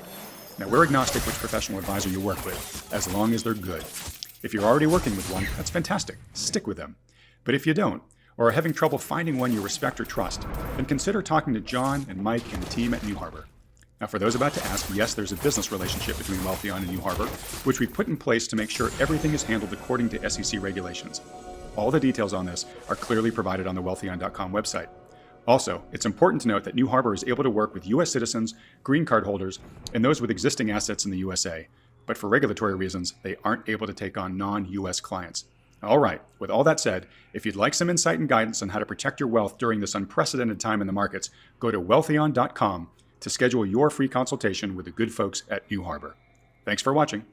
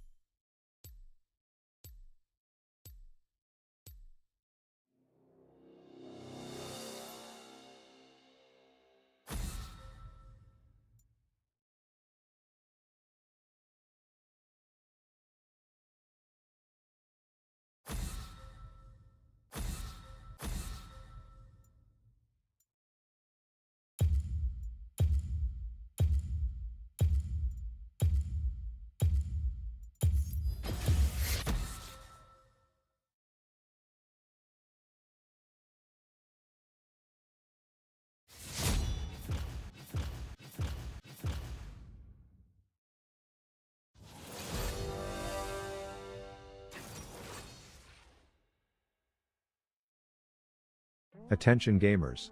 I think there's only one thing League players hate more than getting fat jebaited by Azania's Hourglass, any champ designed by Riot August, and the only thing League players hate more than these champs who are rocking tilting taxidermy dead skin wearing fetish passives where they can crawl inside the dead anus of their kills and just magically do everything that dead champ could do but better, is Yuumi. And the only thing League players actually hate more than Yuumi is other League players. But the bottom line is that Zhonya's has a lot of raging virgin boys salty in their tidy whities about it being a reusable item that allows a player to say oopsie I made a whoopsie but no shot in hell I'm dying from it because I've invested a sack of my hard-earned killer cash into pure gold, and with inflation rates lately investing in gold seems to be the safest bet while others are getting punished. And while players have been pissed about its presence in the game for a while, Riot has just hit us all with the shrug emoji because unless there's a Star Guardian skins series coming out for the item, it's just not on the development roadmap. But with Worlds right around the corner, Riot is scrambling to fix the reputation of pro play being a snooze fest and a half and the idea of a farm fest finally ending with a dope kill, only to be ruined by Azania's has viewership projections more flaccid than a boiled hot dog. So you know what they did? They nerfed the item. Well, they made it more expensive as well as its components that you can get for free from a talent. So today I figured I would celebrate a broken item becoming more broken by showing how rushing it first will have you stealing criminal amounts of LP in solo queue. On account of Rav stealing LP, we'd like to call our next witness. Can you tell us a bit more about the game you were in where Rav was dying on repeat? Oh, dude, great question. What's the relevance here? I've never even seen this guy before. Yo boner boy, have I ever fed your lane? No, sir. Do you even play League of Legends? Negative. What am I missing here? We're talking about Raid Shadow Legends, the world's best mobile style Gameplay as a witness. How dare you? called Awakening that you'll sure DK. Raid I link shards things. Alright, so it was just another day on the Rift. We had a free invade going on and I wanted to switch things up with a surprise level 1 gank because this game is feeling more stale than bread that snaps, but I guess the thought of a 2-foot wizard last name probably Gilpatrick and a full party of 3 surprising this rockbender was of no interest to my teammates, so no kill and I just had to settle for getting her summoner spells. But my investment in our mid lane Pike paid off when that bald shitter announced that his boots were made for walking this game, so I slyly told the gang that I had to slip out for a quick piss in the tall grass, which was a foolproof plan until some muddy moron had to pay us a surprise visit and take a grade A shit on my support, so I do my job of locking the bad guys inside of my purple prison and then whiffing 100% of my abilities until the ginger burns to death. Then if I'm being honest I was ready to call it a day, go home, jerk my mini Irish dick off and go to bed, but Turtle Tits here wanted to make the most of his trip south, so he gooch grabs a university chick and she flashes him, which was just about enough for him to orgasm. Anyways, we are just taking a group poop on this statue when the Pike says, hey guys, you know what's more fun than vandalism? Cold-blooded murder, and then he scurries off, yanks a chick off the street and we all kill her. At this point I am successfully putting my banging internet GF in the color circle but failing to make it rain on her with a pride parade, but at least Bald Barbosa is here again to cop his kill. Then when I see Obama's wife wrap the zombie hands around Psyops Twinkleshit's ankles, I offer a trade as flash for mine and then says he loads some coke and Mentos into her beam rifle and aims its asshole towards kill corner to send that wanker packing. I now have my first item Zanya's, which means I can look at these losers who are bullying a dragon for being allergic to the sun and send one of them off to dead bitch boarding school. Then PETA would be proud as fuck because my actions saved a dragon that day from being killed, so that my friends could kill it a minute later. Anyways, I put a Craigslist ad out saying I was giving away Belle Delphine's gamer girl bath water and all these pervs looking to get pink I showed up, so all I had to do was drop pretty rainbow gates for a cute backdrop to the blonde getting beaten and then hit a tit tap on my ult for the double snag. And we quickly discovered that the Goku meets Ellen DeGeneres crossover event in the form of their ADC is no match for an accuracy-less leprechaun and the most dramatic auto attack ever. He's 69 right, you damn pervs over there. Turns out the albino Drake that we murdered earlier's turd-crusted brother is here to avenge his death, and all the players are lurking as if a streamer touched the tit he wasn't given permission to when the owner of said tit had one too many white claws, which honestly disgusts me to think about. Keep your grubby virgin hands to yourself. But anyway, everyone is expecting internet drama, but the only news to report was that their team's top got blown up yet again, and then the coked up sword lord opted out of trying any funny business with me because he could probably feel my greasy Lay's potato chip ridden fingers just caressing my Zanya's active, so we chased his ass down and then I fired my ult into his dead corpse. Then throw one more uncoordinated shitfest near mid where I started wondering what they teach at the Battle Academy because it sure as shit has nothing to do with informing them about Vagar cages, so she dies and then right when my 0 deaths due to Zanya's item ass was about to buy item numero 2. We won the game on account of League players having no mental fortitude when losing. So I figured I would queue up again to give another example of the power behind rushing this newly nerfed buffed item. Game 2 I'm supporting on this burnt pizza roll as my accuracy remains as consistent as a boiled turkey, but Samira was released after Aphelios, so we win that fight, but then Ash is all like an eye for an eye while my Qs must have social anxiety because they are avoiding all human contact, and I would say the ending was flashy, but truth be told I had no flashes when all was said and done. Then my plan was simple: take control over this tall patch of weeds while hacking their ADC's computer and making him seem like a moron for walking straight into us as we claim some free cash. And at this point I want to emphasize the importance of communication. You see, I'm not trying to put Coach Nice out of business, you old dust bucket keto diet looking fuck, but basically there's no one in the game who provides better advice than me, as you can see by how wildly successful my proposed plan to just run at the enemy and jam our dicks into our keyboard turned out to be. Then not to rub in how Rap's coaching is superior to anything offered on the market, but I hit them with a fat call to wait in the bush, kill the ward, back out, bait out that arrow slut's cone of cold and make her think it's safe to call a cab.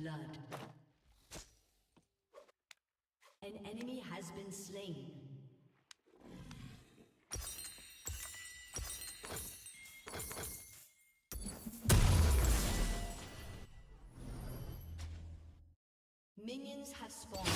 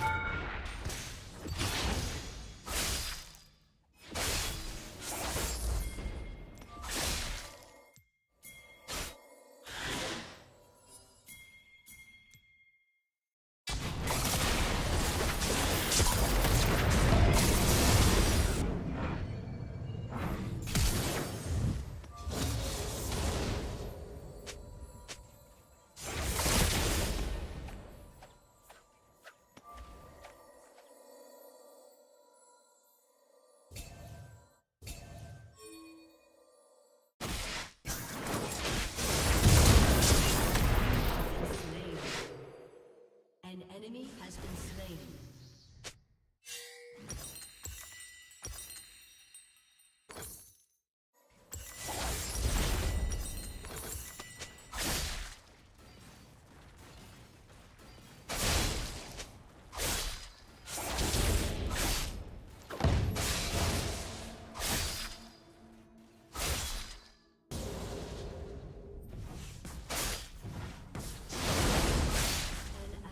Has been slain.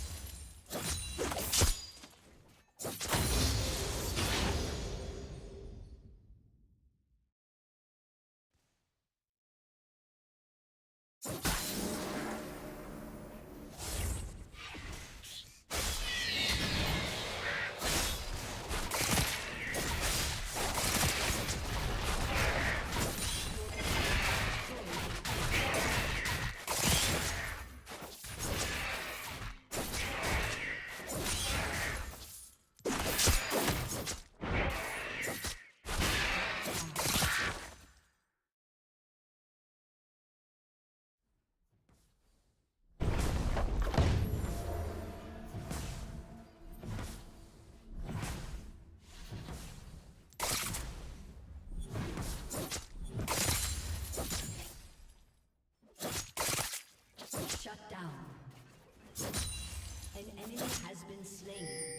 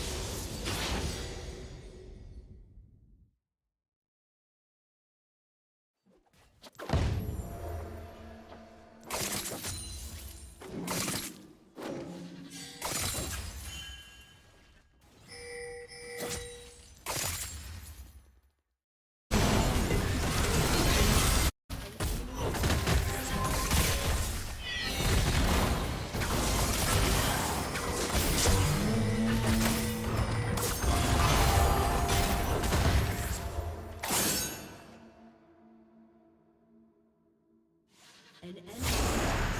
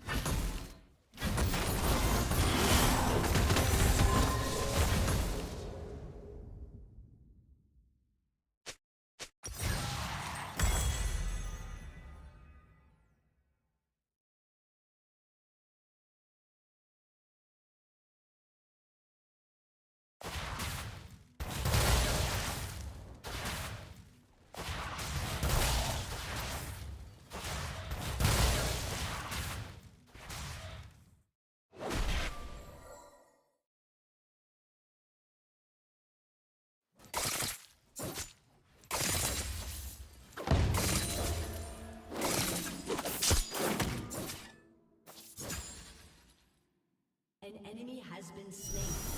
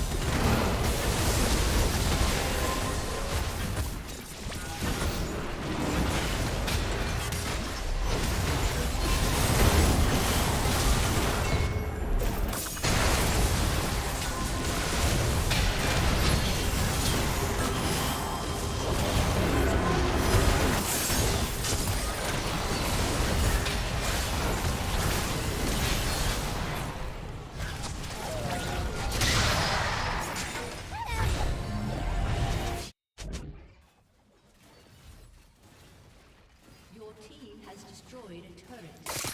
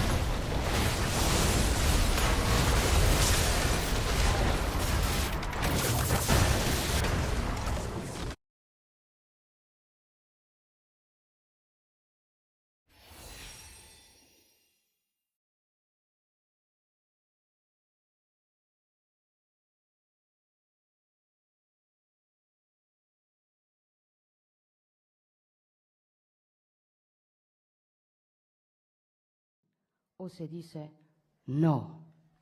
Sí a la familia natural. No a los lobbies LGBT. Sí a la identidad sexual. No a la ideología de género. Sí a la cultura de la vida. No al abismo de la muerte. Sí a la universidad de la cruz. No a la violencia islamista.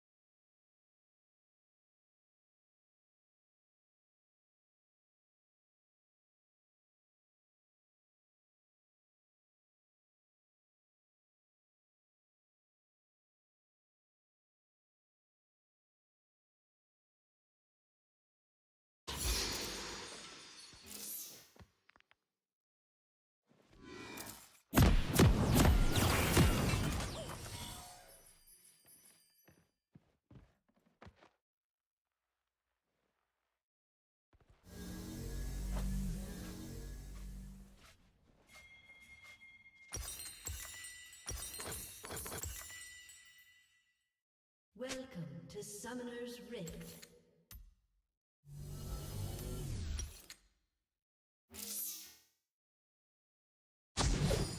Seconds until minions spawn.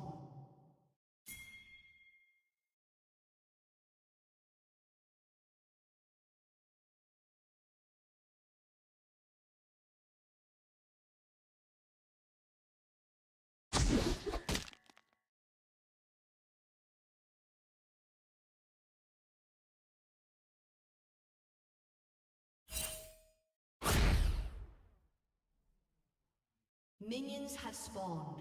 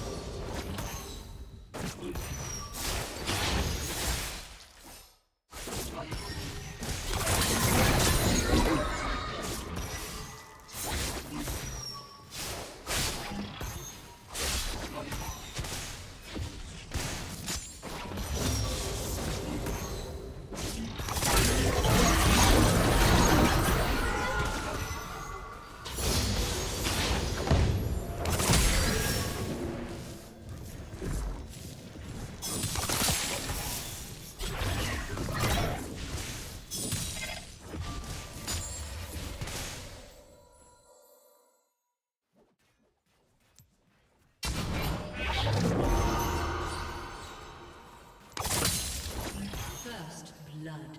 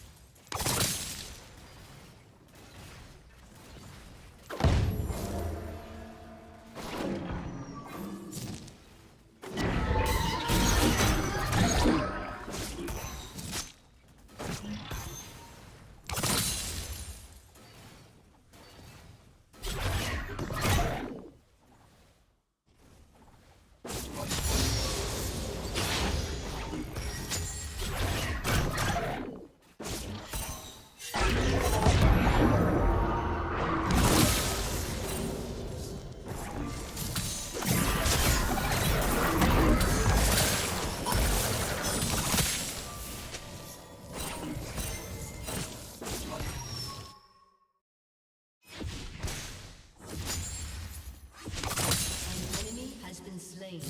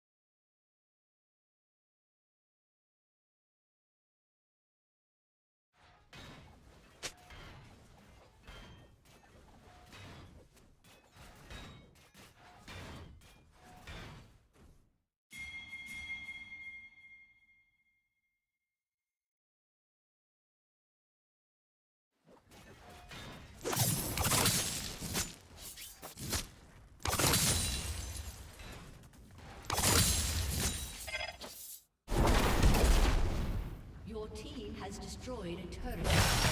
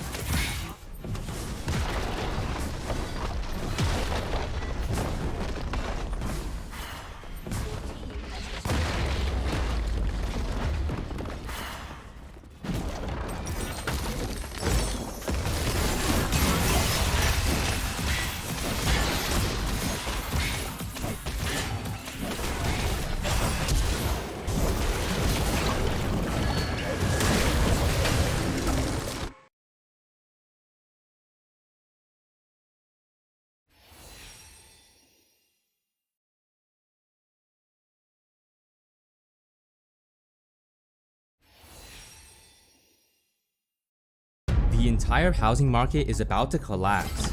That might sound like a bold claim, but it's backed by irrefutable evidence. Almost every housing indicator is showing terrifying signals. We're talking about record low mortgage applications, skyrocketing evictions, low consumer confidence, bankruptcies, and a home building bubble. The housing market was built on pillars of sand, and all of those pillars are about to crumble. Within the next 12 months, the world is going to wake up to the complete disintegration of the housing market. At the end of this video, I'll cover exactly which cities will experience the most pain from the impending housing crisis. According to the National Association of Home Builders, the US is already in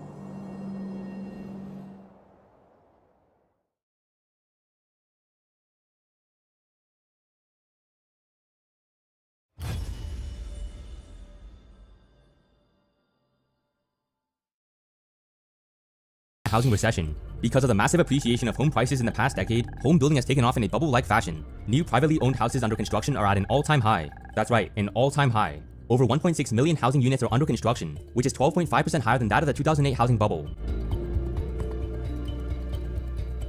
Hundreds of thousands of houses are going to go on sale in the next few months, and there are not going to be any buyers. Housing sales are currently plummeting month after month. New single-family sales have dropped to a 5-year low of only 500 million units per year. So not only do we have a record high supply, but also shrinking demand. According to consumer confidence surveys, US citizens no longer believe in elevated housing prices.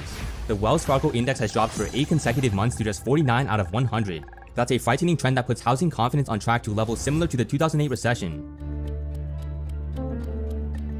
Throughout this video, I'm going to be ranking every indicator from 1 to 10 on the top right of the screen. Make sure to stick around to the end of the video to see my final assessment. The Wells Fargo Index is not the only indicator showing an alarming trend. Surveys nationwide are all pointing toward the fact that consumer confidence is extremely low. The horrifying consumer sentiment is best exemplified by Fannie Mae's National Housing Market Survey. According to the survey, 79% of US citizens think it's a bad time to buy houses. On the flip side, only 17% of citizens believe it's a good time to buy houses. The difference between the two percentages is the worst that Fannie Mae has ever seen since the survey's creation in 2012. When everyone thinks that the housing market is going to crash, prices will inevitably crash. Mortgage applications are now plummeting to record lows. According to the Mortgage Bankers Association, mortgage demand has fallen to the lowest level in 22 years. One of the key reasons for low consumer confidence is rising interest rates. Because mortgage rates are rising to record heights, mortgage applications are dropping like flies. Federal Reserve Chair Jerome Powell recently remained adamant about raising interest rates at all costs. People thought that Powell would pivot and suddenly start printing money again, but Powell's recent speech at Jackson Hole shows otherwise. While higher interest rates, slower growth, and softer labor market conditions will bring down inflation, they will also bring some pain to households and businesses. These are the unfortunate costs of reducing inflation. Powell will continue raising interest rates regardless of how much the US economy crashes. This will knock over the housing market's pillars for one reason: capitalization rates. During the past decade, institutions flooded toward the housing market to create investment products. The National Association of Realtors found that institutional buyers represented 13% of residential sales in 2021, up from just 11.8% in 2020. Firms like Blackstone have expanded into the real estate market, with billions of dollars of new housing units being acquired. The primary reason why institutions flock toward housing is because of capitalization rates, or cap rates in short form. Cap rates are calculated by taking the rental income that a property receives and dividing it by the property's market value. If a house is worth $1 million and the rental income is $40,000 per year, the cap rate would be 4%. Powell is adamant about raising rates to 4% by 2023, which puts immense pressure on the rental market. According to the CBRE Group, the average multifamily property cap rate was roughly 4.6% in the fourth quarter of 2021. This means that the average multifamily property earns 4.59% annually from rental income. As interest rates increase in the future, real estate investors will see their profit margins shrink significantly. The difference between the multifamily cap rate and the 10-year treasury yield is increasing month after month. This difference is also known as the spread, which represents the extra profit that real estate investors make from properties. If 10-year treasury yields are higher than the multifamily cap rate, then there's no reason for investors to invest in multifamily properties. This is because buying 10-year treasury bonds is as easy as clicking a button on your iPhone. On the other hand, investing in multifamily homes is extremely labor-intensive. If clicking a button makes more money than hiring hundreds of employees to run multifamily properties, investors would just sell their properties to buy bonds. Interest rates have ranged from roughly 0 to 2.5% in the past decade. The spread was quite lucrative in the past, with landlords making a hefty profit on their properties. The 10-year treasury yield is now at over 3%, and will likely increase to 4, 5, or even 6%. This will cause real estate investors to make less profit on their properties and possibly even start losing money. Because real estate prices increased so much, many real estate investors began taking out adjustable rate mortgages. This is going to have devastating implications. Adjustable rate mortgages, or ARM in short form, have an interest rate that fluctuates with the market interest rate. The use of ARMs has increased considerably in the past decade due to high real estate prices. ARMs work extremely well while interest rates are low. Interest rates are now going to suddenly increase to 4% by 2023, which means that those who took out ARMs are in serious trouble. As ARM rates increase over the next 12 months, profits for real estate investors will shrink dramatically. Some investors will start losing money, especially those invested in cities with low cap rates. Many investors will have no choice but to sell their properties. This is because as rates on ARMs rise in the coming months, some citizens won't be able to pay the increased interest. Once someone stops paying their mortgage payments, a foreclosure will occur within 12 months of the default. A foreclosure is when lenders repossess a house in order to sell the house and recoup their loan. A house call is a type of margin call where banks require people to deposit money to meet margin requirements. This is similar to a margin call in the stock market, where investors need to deposit money in their accounts to increase the equity to debt ratio in their portfolio. Margin calls happen when the percentage of margin exceeds a certain percentage. House calls usually occur when the price of the house drops, forcing the borrower to make up the difference through a deposit. If the borrower cannot deposit money, the lender will seize the property and sell the property via foreclosure. This brings us back to square one. Foreclosures essentially create a downward spiral of more and more foreclosures. Foreclosures lower prices, leading to margin calls, causing more foreclosures, which then drop prices even more. This will lead to more margin calls, causing more foreclosures, and the cycle continues. The number of foreclosures is up 200% year over year, which is only the start of much more to come. The number of foreclosures is still relatively low compared to the past 2 decades. With interest rates beginning to increase, foreclosures are bound to skyrocket soon. Because of the nature of my videos, I have to be wary of any government leaders illegally tracking my browsing history. Many companies are tracking every move you do on the internet to use your own information against you. Over 53 million people online have been impacted by cybercrime in the first half of this year alone. I've been fortunate enough to secure my consumer data from foreign governments and businesses by using ExpressVPN. With the click of a single button, ExpressVPN reroutes 100% of my internet traffic through their encrypted servers, making it much more difficult for anyone to steal my information and use it against me. The app is super easy to use. You literally just open it, tap this big button here, and that's it. I also love that it works on all my devices. Phones, tablets, computers, even my router, so I can keep my whole family safe under one subscription. Protect yourself today from big tech companies and foreign governments stealing your data by using a trusted VPN service. Sign up now and you can get 3 months of ExpressVPN for free by visiting expressvpn.com/CasGames or clicking the link in the description box down below. Thank you to ExpressVPN for sponsoring this video. And now let's get back into it. But while foreclosures are a serious concern, there's actually an even more pressing issue: evictions. Because of 2 main pain points, eviction filings are skyrocketing right now. Landlords are currently evicting people en masse, with states like Connecticut seeing a huge increase in eviction filings. The first reason for this is the US government. which banned evictions during the pandemic. Laws like the COVID-19 Tenant Relief Act prevented landlords from evicting tenants during the pandemic. The U.S. Treasury Department also gave over $46 billion to assist tenants with their rent. In addition to all this, state governments also started their own rental relief programs. Many states also temporarily banned evictions as well. All of this helped from the government's prevented evictions from happening during the pandemic. The majority of these programs have now ended, which is causing eviction filings to skyrocket. For instance, Minnesota recently ended its rental protection program on June 1st. This caused evictions to skyrocket by 50 to 80% in the following months. Other states like Maryland, Colorado, California, Virginia, and so many more have recently closed their eviction prevention programs. As a result of this, places like Maricopa County have seen their eviction filings reach record high levels. The second reason why evictions are accelerating is because rental prices are simply too high. Due to inflation in housing prices, landlords had to increase rental prices significantly. Certain cities saw the rental prices increase by 30 to 40% from pre-pandemic levels. Some tenants simply can't pay their rent anymore due to increased prices. Rent-to-income ratios have increased to a 10-year high of over 23%. This means that the average US citizen spends over 23% of their income on rent. That is incredibly high, and has forced many people to become homeless recently. Apartment retention, or the percent of tenants that resign their leases, has changed by roughly 7% from the previous year. This is a sign of an incoming spike in evictions in the coming months. In addition to people getting evicted, new apartment leases are also dropping significantly. According to RealPage, the number of new apartment leases is quickly decelerating. So not only are existing tenants being kicked out, but the number of new tenants is also slowing down. While tenants are facing considerable pain, landlords are as well. Institutional investors are now fleeing the rental market by evicting families and selling properties. Private equity firms and other corporate landlords have reportedly filed to evict over 123,000 families nationwide. This is according to the Private Equity Stakeholder Project, a spreadsheet that tracks all evictions related to private equity firms and corporate landlords. Because cap rates are decreasing now, institutional investors have no choice but to sell their properties. For instance, Starwood Capital Group is looking to sell roughly 3,000 single-family houses worth about $1 billion. The implications of this are going to be serious for housing prices, but there's an even bigger elephant in the room: sinks. Because mortgage demand is at record lows and tenants are not paying their rent, banks are losing a hefty amount of their revenue.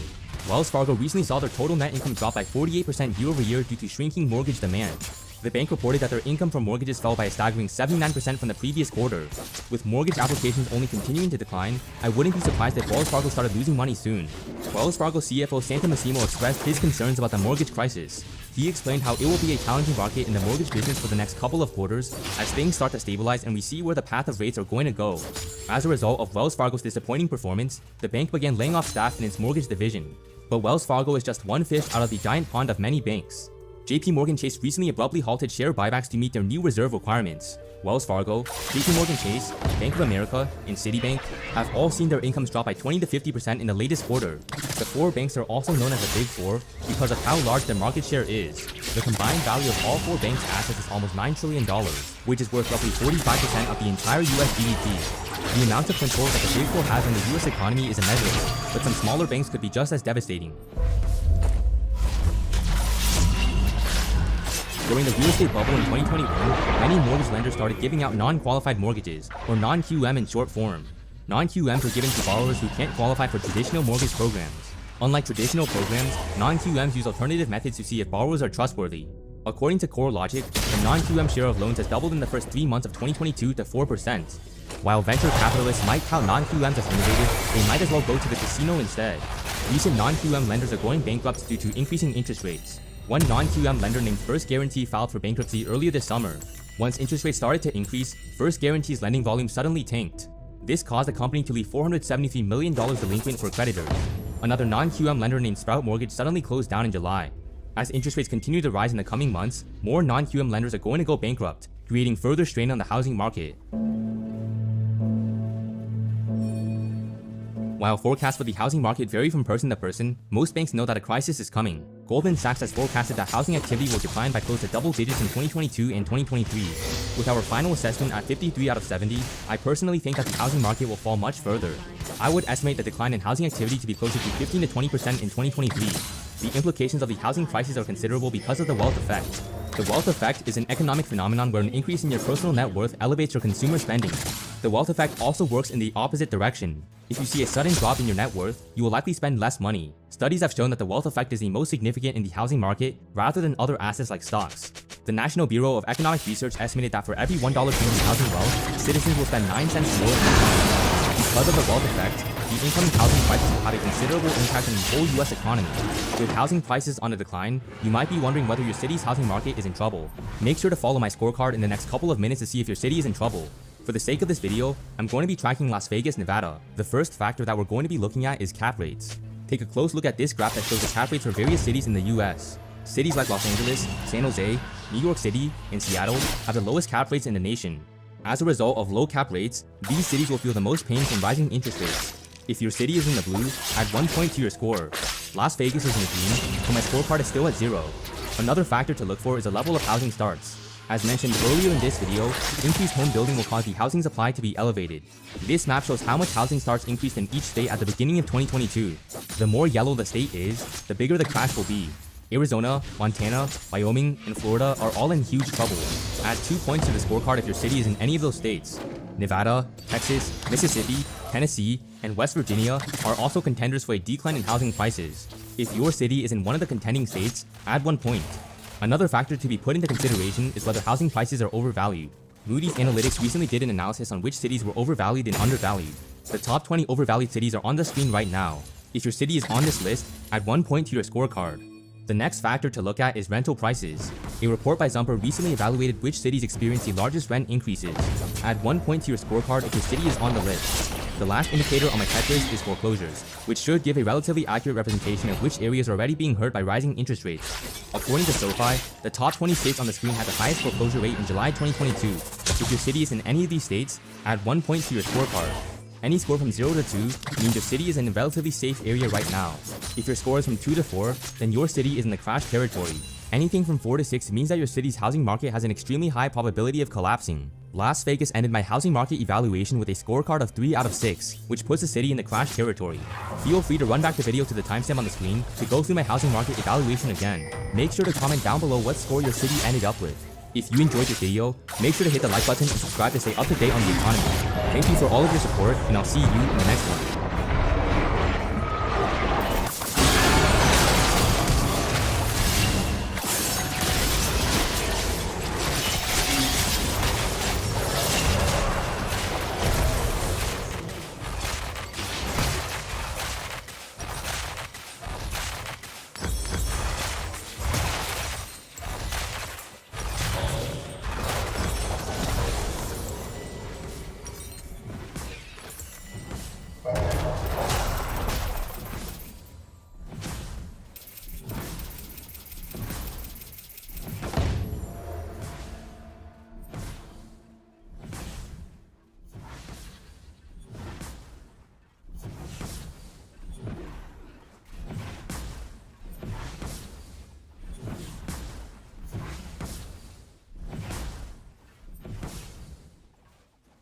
Enemy killing spree.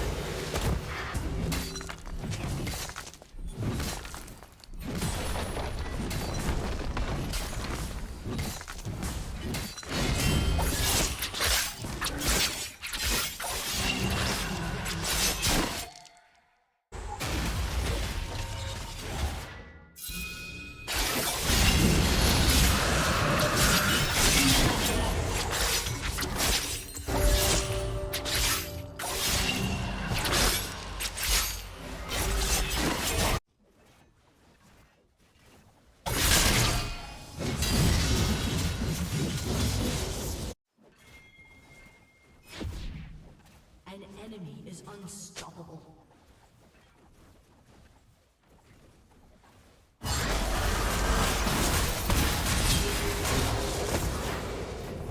Enemy killing spree.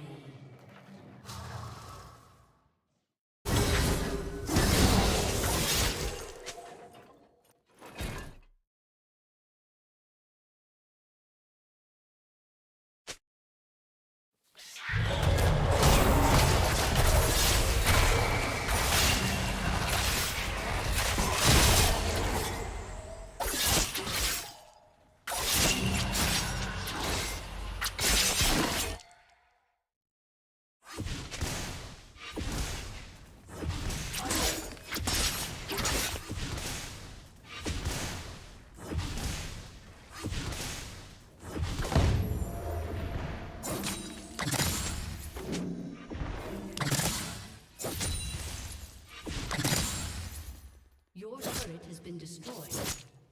An enemy has been slain.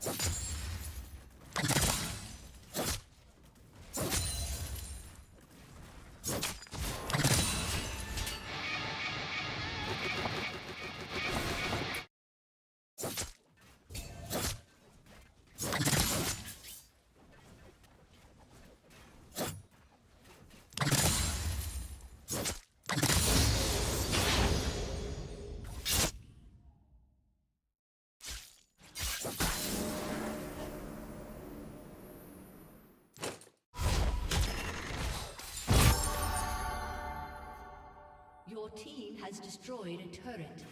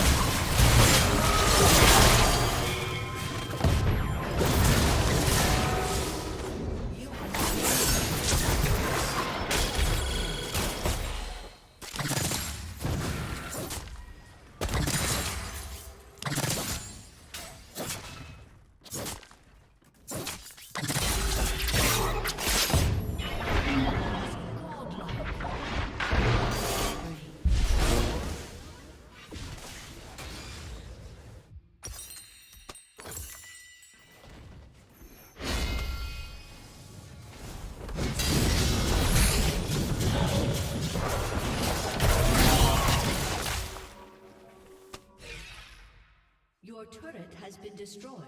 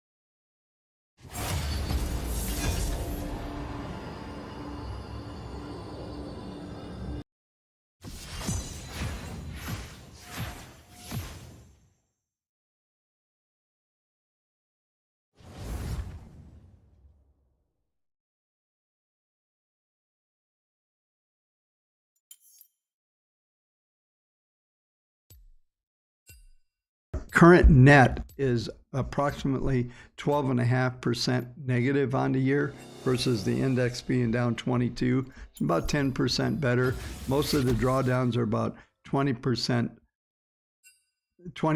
better on average of all the drawdowns on across the board. Some of the bigger ones it's more substantial, but it averages out that it's pretty substantial. So it's interesting, I guess, from my viewpoint. This gives you an example of if you apply a strategic and a quantitative process to the index, this will happen to return. So just about a double, 1.9%. And the reason why I show you this is that a lot of folks are always, they like to criticize the database and the numbers and it's lagging and all that stuff. You know, if those of you that are my institutional clients already know these stats, and this is what we've been about for 2 decades. I started this portfolio management company in 1998, so we've been doing this for decades, and this is kind of the result. I was thinking tonight. I thought, you know, I'm always getting these comments that I'm not sure people have a good context. And by the way, this isn't our good portfolio. This is just an index. We have stuff that is, 5 times better than this and returns, because if you do a selective process with fundamentals and other things. In the past 3 years, the US government has spent over $5 trillion on COVID relief stimulus on top of regular budgetary spending. In hindsight, most economists acknowledge that this was excessive and probably not implemented in the best possible way. And I'm not going to tell you what's right or wrong there. The world doesn't need another opinion on government spending.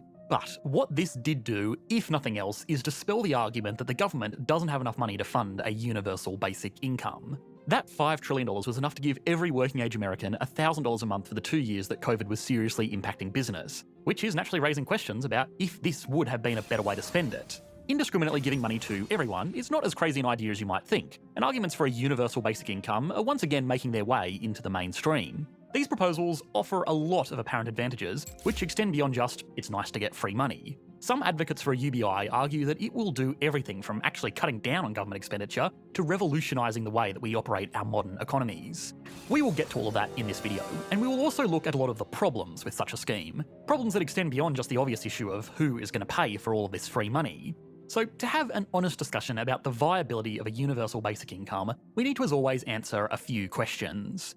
how do advocates of this system propose that countries will pay to give money to all of their citizens? What advantage does a universal basic income have over traditional welfare systems? And of course, before you start collecting your free checks, what are the problems that we should consider before these systems are rolled out into our own economies? This episode of Economics Explained was made possible by Public.com. If you are still using an old school stockbroker with high fees or cozy relationships with hedge funds, consider this a sign that it's time to make the switch to Public.com. Public is a great way to get the most out of your portfolio because it lets you sign up at Public depending on. A universal basic income is a financial support system that gives money to everybody in an economy with very few exceptions. Normally, UBI proposals don't include payments for people under the age of 18 or people who are not citizens of the country making the payment. Outside of that, everybody gets it. And everybody gets the same amount. It's universal. If you are a student studying full-time, you get the UBI. If you're a working professional, you get the UBI. If you're a multi-millionaire, you get the UBI. Now, as for how much this universal payment is, that varies. Different proposals and different countries at different times have called for different amounts of money. But if you look into this topic, you'll probably find the best known proposal was Andrew Yang's $1,000 per month payment, which was the foundation of his unsuccessful 2020 presidential election bid. So let's use that as a working example, but keep in mind that some policymakers have called for more or less generous versions of this scheme. Of course, this $1,000 a month payment will mean different amounts to different people. The millionaire probably won't even notice the payment. The working professional will use it to subsidise their existing income, and to the student, it might make the difference between being able to study full-time with a part-time job versus studying part-time with a full-time job. This natural marginal utility is part of the charm of the UBI model, and it's also part of the way that it justifies its significant costs. In total, the US normally spends about $500 billion a year on what you would typically think of as welfare between the federal and state governments. I'm using pre-2020 figures here because obviously with COVID relief stimulus, these numbers got a bit wacky. This also excludes Medicare and Medicaid because none of the major supporters of a UBI are suggesting that it replaces either of those programs. Now, of that $500 billion, a not insignificant portion went to the administration of these social services. Things like caseworkers, auditors, contact staff, their managers, and all the other general expenses that go into running an operation as big as Social Security. If this was all replaced with a simple automatic transfer to everybody, most of this overhead could be made redundant, significantly cutting down on the expenses. Now, there are three major problems with this argument. The first is that of simple arithmetic. Yes, the American government currently spends about $500 billion a year on Social Security, and if instead it introduced a universal basic income, it could choose to do away with all of these programs. But giving $1,000 a month to all eligible Americans would cost at least $2.5 trillion. This also makes the argument of cutting down on administrative costs a little bit hollow. Even if administrative costs were really at the extreme high end of some estimates, and they could be eliminated entirely, you're cutting out $100 billion, only to turn around and spend an extra $2 trillion by adopting a UBI. The third problem is with the universalness of a universal basic income, and that is because $1,000 a month is already below the poverty line for a single-person household with no additional income. If a recipient has a disability, dependent children, or simply lives in a higher cost of living area, this payment becomes extremely inadequate. There are certain problems with welfare systems in basically every country in the world that has them. Administrative costs just being the tip of the problematic iceberg, but there is a reason that countries spend so much on making sure recipients are getting the right amount of money, and that's to make sure recipients get the right amount of money. You don't want people on welfare starving, and you also certainly don't want people taking advantage of a system to get more money than they really need without contributing their fair share to an economy. But moral arguments aside, all this shows is that there really is no genuine plan for a universal basic income that doesn't involve raising more taxes. Most supporters of a UBI do acknowledge that it will need to be paid for with higher taxes across the board, particularly on higher income earners and businesses. Depending on progressive tax brackets, this is normally proposed in such a way that middle-income households don't earn any more or any less than they would have without the UBI. They might get an extra $12,000 per year, but they will pay an extra $12,000 a year in taxes because of the required increase in income tax rates. Of course, for low-income households, like those that may have been subsidised with traditional welfare systems, very little of the additional $12,000 in income will be taxed, meaning it does effectively subsidise their household budget. There is certainly nuance to the discussion that needs to be had around taxation to fund a UBI. Some advocates simply say that it should be funded with taxes levied exclusively on the extremely wealthy. The most noteworthy proposals include things like a top marginal tax rate of 70% for people earning over $10 million a year, or of course a wealth tax that takes a portion of someone's net worth over a certain figure, normally in the tens of millions. The other, probably more reasonable proposal is to remove long-term capital gains incentives and tax those earnings the same way that any other income would be taxed. Most of the time you hear about a billionaire selling their company for some crazy amount of money, they will be paying 15% on that income.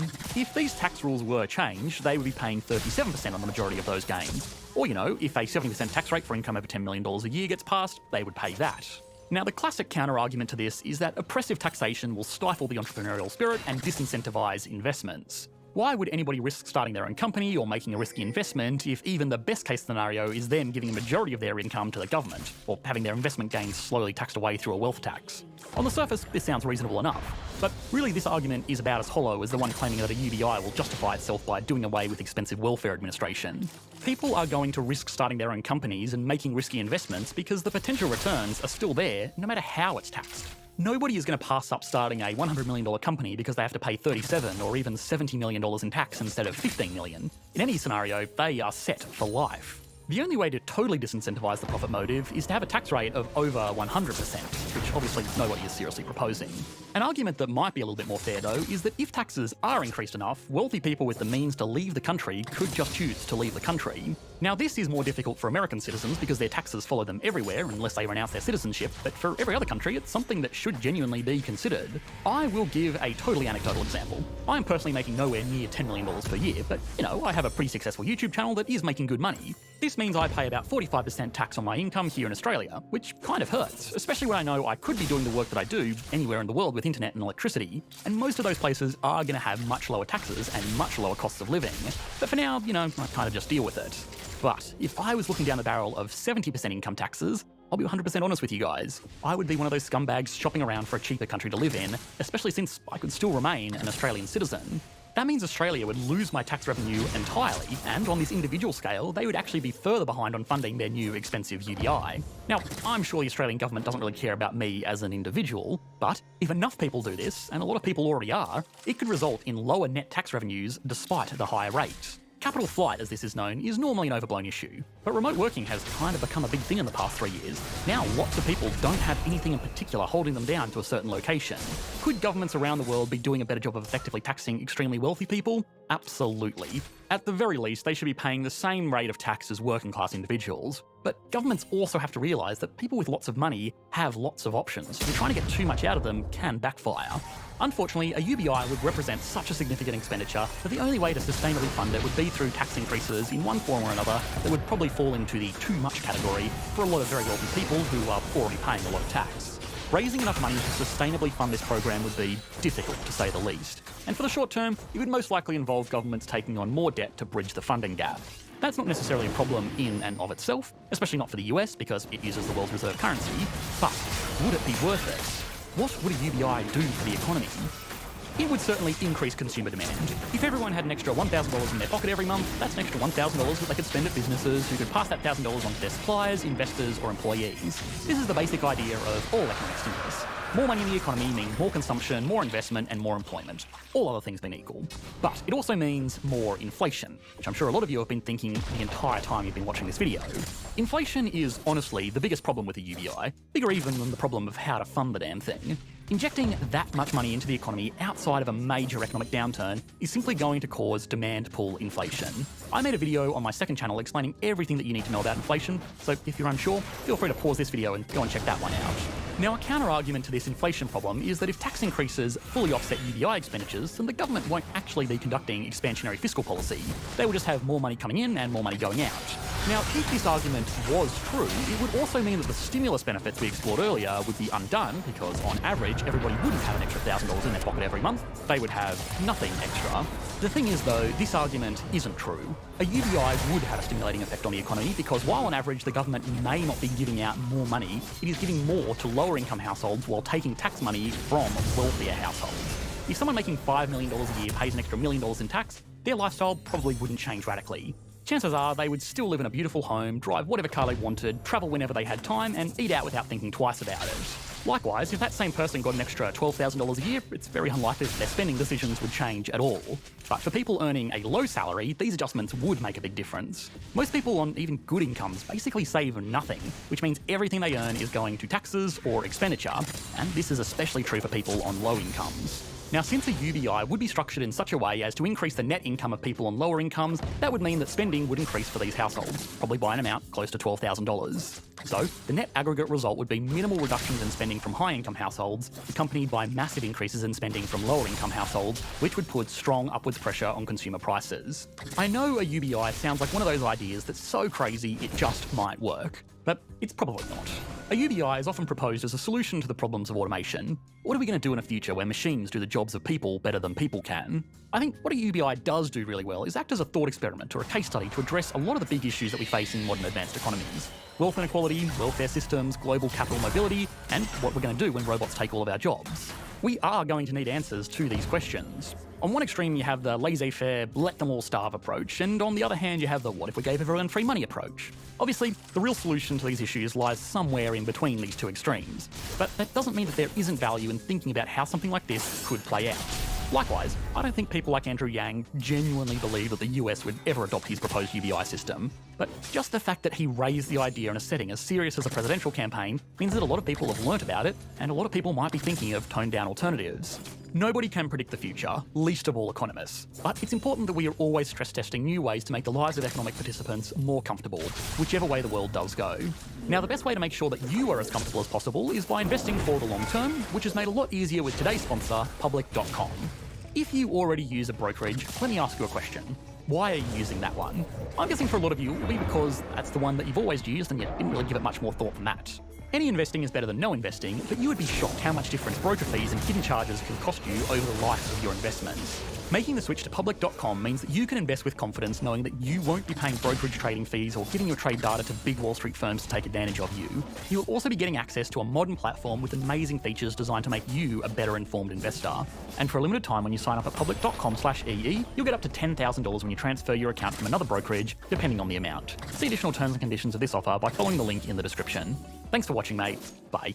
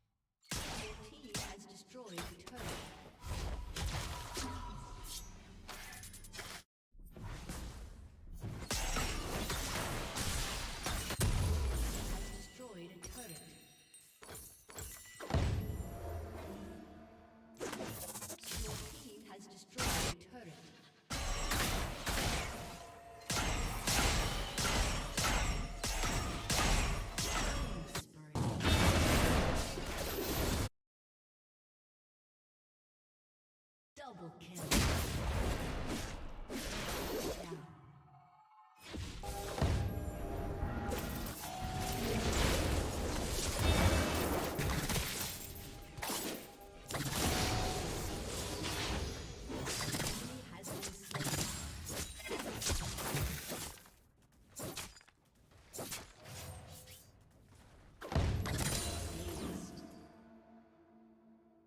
Your team has destroyed a turret.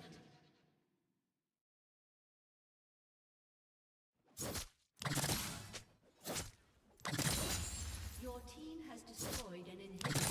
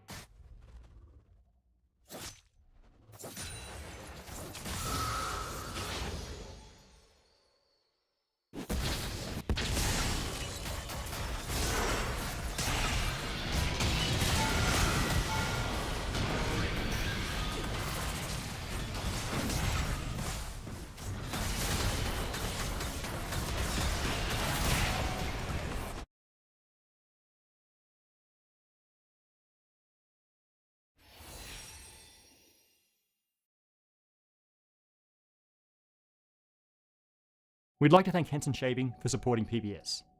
You've probably heard about the James Webb Space Telescope, maybe seen some cool pictures, but why should astronomers have all the fun? How do we get to use this cool new toy ourselves? The James Webb Space Telescope has now been in full operational science mode for several weeks, and has seen some pretty amazing stuff, from colliding galaxies to planets and exoplanet atmospheres to the earliest, most distant galaxies ever observed. You can check out its amazing accomplishments in lots of places like the official NASA and Goddard Flight Center websites, and all over YouTube. But special shout out to Anton Petrov for the best of JWST I've seen. Many of you asked whether we were going to do a JWST episode, and at first I thought it wasn't needed due to the massive coverage, but then I realized there's something missing. Rather than tell you about what the telescope has done or will do, I want to talk about the process of actually using a telescope like this. What does it take to get time on JWST, and how can you use it yourself? The fact is, anyone can use JWST. It was built by NASA with significant contributions from the Canadian and European space agencies, but it was built for everyone. You don't have to be employed by NASA or a US citizen or even a professional astronomer. But before we get to using JWST, let's talk about the telescope itself. After all, if you're going to use it, you better know what it's useful for. The James Webb Space Telescope, JWST, or the Webb, has been in the works for decades. Really, from right after the launch of the Hubble Space Telescope in 1990. The planning picked up over the 90s, and pretty quickly the core properties of this telescope started to crystallize for what was then the Next Generation Space Telescope, NGST. It was to be a much bigger scope than Hubble because with telescopes, size matters. The size of the aperture determines how sensitive it is to very faint objects. Hubble has a 2.4 meter diameter mirror. The NGST had to be much bigger, 8 meters diameter, to make it a worthy upgrade, which would give it 6 times the collecting area of Hubble. To get an 8-meter mirror into space under the incredible stresses of space launch, it was realized early on that a foldable mirror was the way to go. Another early decision that persisted was the focus on the infrared, and I'll come back to why. The history of the development of this telescope is a rocky one. The mission encountered many setbacks, from technological to the fiscal to the political. Its costs grew to consume 25% of NASA's entire budget before being axed by the US Congress, then reinstated, then streamlined, and finally launched, just a decade or so after the original launch goal. The NGST became the James Webb Space Telescope, named after the administrator of NASA during most of the 60s. A controversial choice all on its own that I encourage you to look into yourself. After decades of planning and billions of dollars spent, everyone was relieved, to say the least, that the telescope deployment proceeded perfectly. JWST now sits at Earth's second Lagrange point. Its mirror is fully unfolded and its infrared instruments humming along nicely. JWST wasn't planned just to be a bigger, better Hubble. In fact, it's not that at all. The telescope is focused on the infrared, that light on the longer wavelength side of visible light. Hubble, on the other hand, did visible light into ultraviolet. The choice of long wavelength light specializes JWST for a number of particular science goals. A big one is to study the early universe. The very first galaxies shone with intense ultraviolet light as the dense young gas of the early universe collapsed into the first stars. But that UV light has now been traveling to us for most of cosmic history, and the expanding universe has stretched that light by more than a factor of 10. Energetic ultraviolet photons reach us as infrared, stretched and worn out by the journey. JWST is designed to catch that light, and has already observed galaxies much closer to the Big Bang than ever before. JWST is also great at exploring galaxies of any epoch of cosmic time. Its IR sensitivity allows it to see the cool dust and gas that lives between the stars, as well as peer through that dust which normally blocks shorter wavelength light. Combined with its sensitivities to the earliest galaxies, this lets us complete our map of galaxy evolution over cosmic history. Another key science area is planets. IR sensitivity lets us peer into the dusty whirlpools around new stars and watch the formation of planets in action. It also lets us see the atmospheres of planets in other solar systems, which is an important step towards finding other life out there in the universe.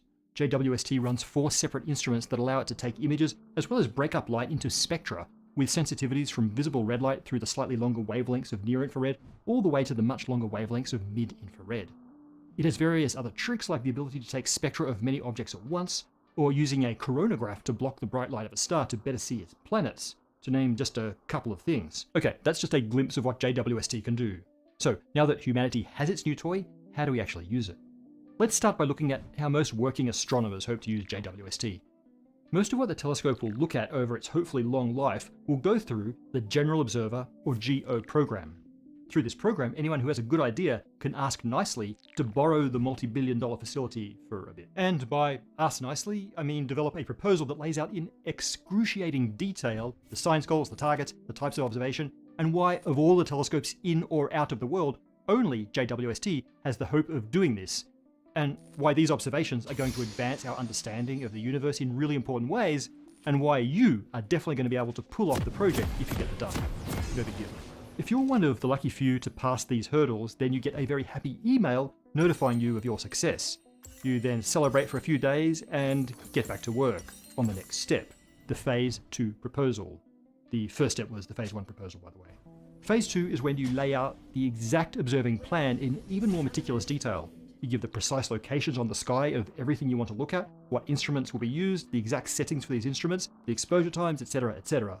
Do not mess this part up, because if you spend an hour looking at the wrong spot or with the wrong settings, you probably won't be allowed to play with the telescope ever again. And the final thing you need to do is wait for your data. NASA queues up all of the successful programs and executes them over the following year. One day you'll get another email with a download link to your data, at which point the real work can begin, analyzing the data and trying to bring to fruition that genius idea that you had like 18 months ago. Once you have your data, typically you have a 12-month grace period in which only you and your team get access to it. After that, the data becomes available to anyone in the world, and I'll come back to that. These days, essentially all major observatories keep modern searchable databases of most of what they look at. JWST data is accessed through the Mikulski Archive for Space Telescopes, or MAST, which also includes data from Hubble, Gaia, Kepler, and many other space missions. The sheer quantity and richness of data in MAST and other archives is enough to support many astrophysicists without them ever having to write a single observing proposal. One of the reasons is that a lot of the data taken by these telescopes, and certainly JWST, is actually meant for the entire scientific community, not for individual researchers. So-called legacy programs are all about maximizing the value of data for as many scientists and science questions as possible. A classic example is the Hubble Ultra Deep Field, which is a million-second exposure that the Hubble Space Telescope took of one apparently empty spot on the sky, but which reveals 10,000 galaxies back into the early universe. Many astronomers did a lot of science with this one image. JWST will also do deep fields. In fact, it's already done one. This is the SMACS 0723 cluster. JWST pointed at it for 12.5 hours across different filters to produce the deepest infrared image of any spot on the sky ever taken. For comparison, this is the Hubble image of the same cluster. Those white blobby things are massive elliptical galaxies of the cluster, several billion light years away. These arcs are much more distant galaxies whose light is warped by the gravitational field of the cluster. Some of these things are shining at us from out of the early universe, maybe when it was 7% of its current age. And this bright star is, well, a star in the Milky Way galaxy. Those pointy things are diffraction spikes caused by interactions of incoming light with the hexagonal aperture of the scope. And there'll be legacy programs to study everything else that JWST is good for. These surveys often focus on areas of the sky that have been studied extensively by other telescopes, which might seem redundant, but JWST sees the universe very differently. So studying these same objects in this new light really deepens our knowledge. Oh, and a proper legacy program doesn't have a proprietary period, which means the data is available to anyone after it's taken, including you, if you want it. Okay, so that's a primer on what JWST can do and how astronomers use it. Let's wrap up by getting a bit more practical. How could you get started doing something with this telescope? It's actually pretty straightforward. Now, we don't have time to do a full tutorial, so I'm going to link some resources below. But here's an example from YouTube channel Galactic Hunter, who shows you how to download several images of the Carina Nebula in different infrared filters, and use these to build the sort of beautiful color image that we tend to get from NASA. If anyone sends us their own processed JWST data, we'll try to show it in a future episode. We've waited a long time for JWST, and it's time to reap the rewards for our patience and for the hard work of many brilliant and dedicated people. I hope you enjoy the steady stream of amazing images and even more amazing science that's sure to flow from Earth's Lagrange dew point over the next years as the James Webb Space Telescope shows us things never before seen, and in some cases, never before imagined from the farthest reaches of space-time. We'd like to thank Henson Shaving for supporting PBS. Henson Shaving is the maker of the AL13 razor, and even though I do have a beard, I do need a good shave from time to time. Created by a family-run aerospace machine shop that's built parts for the Mars rover and the International Space Station, that expertise allows them to prevent the blade from flexing, which results in a safe and smooth shave. And by using standard double-edged razor blades, you'll be able to use it without having to buy proprietary blades.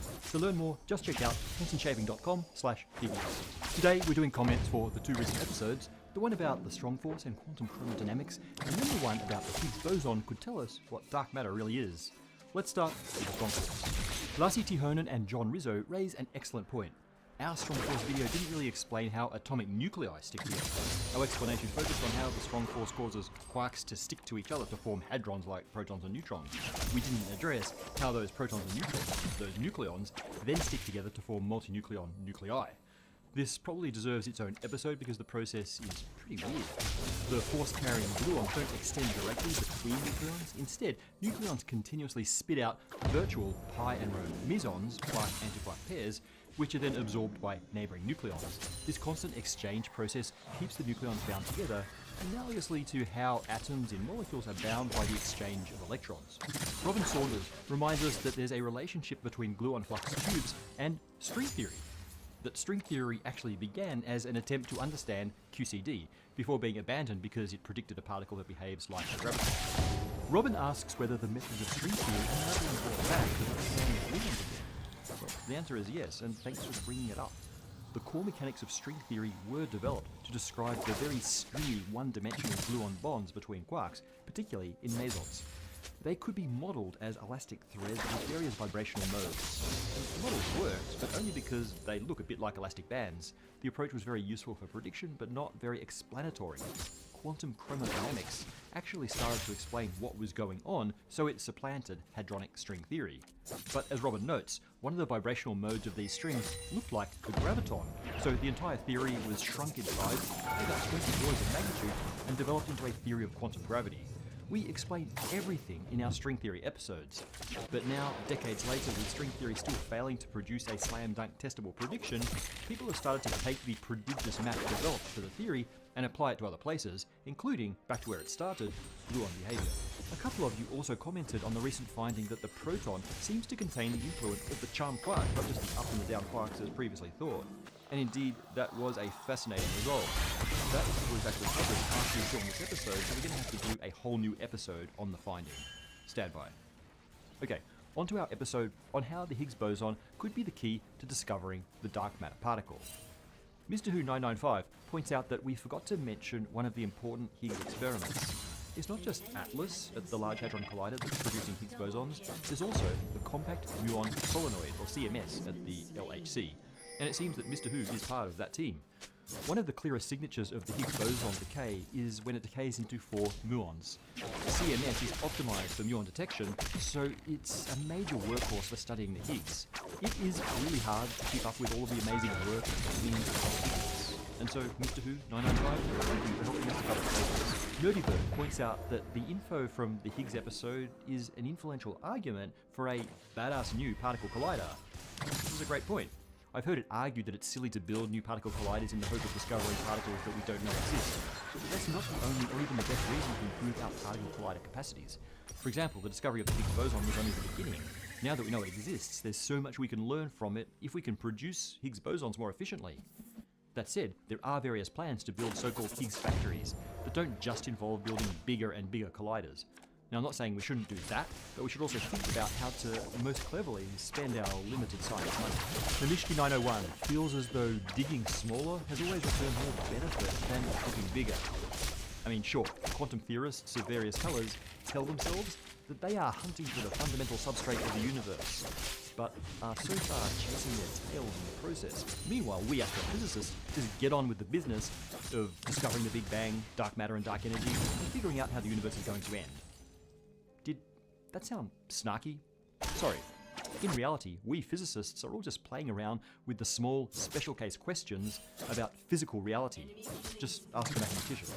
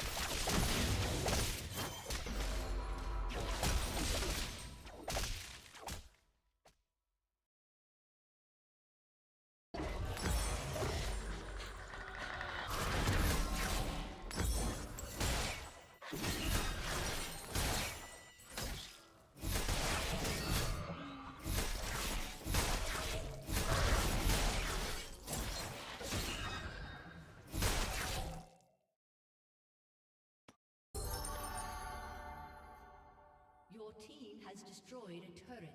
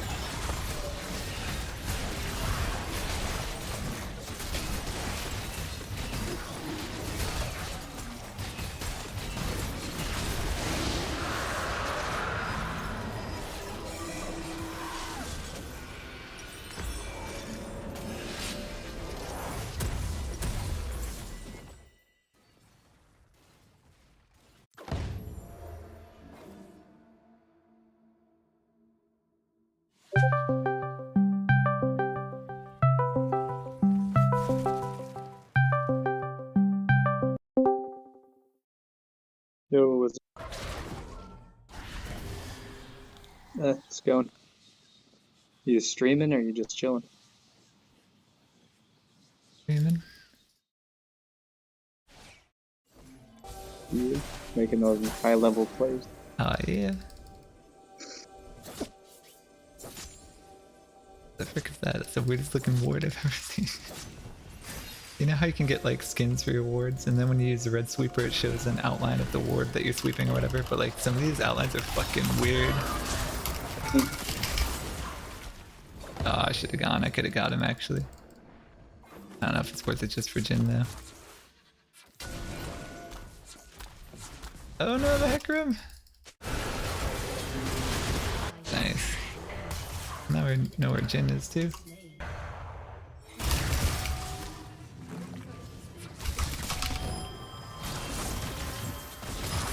I went to Micro Center today, Oh yeah. and I went to the maker section, you know, like where they got all the little electronic things. And I was gonna try and see if they had any good kits, just, you know, something that kind of like gives you a complete project to do type of thing. Yeah. And they don't even have stuff like that. It's kind of weird. They got a bunch of products from this company called Adafruit. I don't know if you heard of them, but they make a bunch of like modules for Raspberry Pi type stuff. They also have like their own boards and things. And you know, I've watched some of their videos and it's kind of cool stuff, but you kind of have to have something in mind first, and then you buy their stuff, or you know, anything really that you know, think they're cool or whatever, you might buy their stuff. But it was weird because like the packaging doesn't even tell you really what this stuff is. It's just like, you know, something with the LEDs or whatever, and it basically just has like the tag with the barcode on it. Yeah. It's like, well, what the hell? You basically have to already know what all this stuff is. Yeah. Well, it's probably so general purpose that it's like you can't really call it something. It's like, well, this is like something with LEDs. I don't know. Right. What do you use it for? And that's Whatever you want. basically, yeah. And that's like cool, you know, but I'm not really like a arts and crafts kind of person, so I don't want to make like random LED wearables or something. Like, I don't know, I just want a cool project to do or something, you know? Yeah. But apparently that's not the market or something. I don't know, I didn't really see anything like that.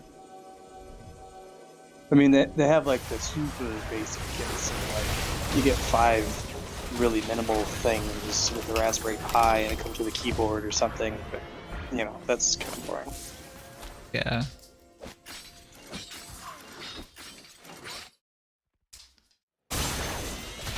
Oh man, this is the 4th game in a row with the Teemo. Fun. So instead I just bought some air duster, had a good time. An air duster? Or like, you get to clean out your computer? Actually, so I bought a new torch lighter for my cigars because the old one like doesn't light anymore, which is really weird. I thought it was just cheap or something, you know. But the new one started to do the same thing, so I read into it more, and part of it's probably because I have this like really cheap butane that's not probably super pure, so I think it's built up some like impurities, you know. Which Yeah. makes it function not as well. But then also, I guess, like, just lint and stuff can get in there. And it literally said, like, yeah, maybe swab it with alcohol, kind of, like, loosen things up, and then blow it out with an air duster. So, since, you know, obviously they have that at Micro Center, I'm like, oh yeah, I'll at least pick that up. And sure as shit, blew out the torch lighter, and now it works just perfect. So, now I have 2 of them, I guess, whatever.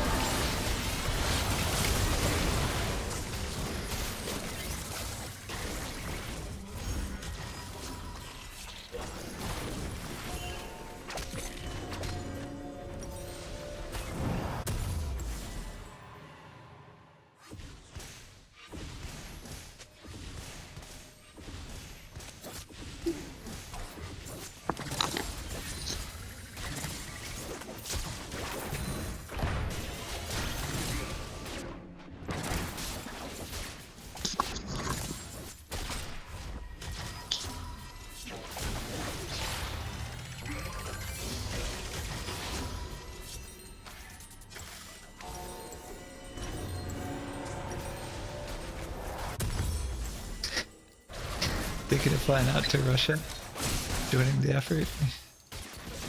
Yeah, you know, gotta root for the underdog. It'd be so funny to like volunteer as an American to go fight for the aggressor. Like, hell yeah, let's get Ukraine. They do like a POW swap, and the Russians are asking for the Americans back.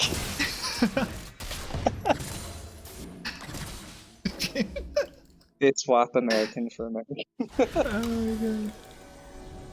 Like, what is even this war? Dude, everybody's going to fight for Ukraine, you know? You gotta be an independent thinker, go fight for Russia. I'm not a sheep. Well, you know, you gotta boost your survivability because they got more numbers, you know, so kind of too. dilute your risk, you know.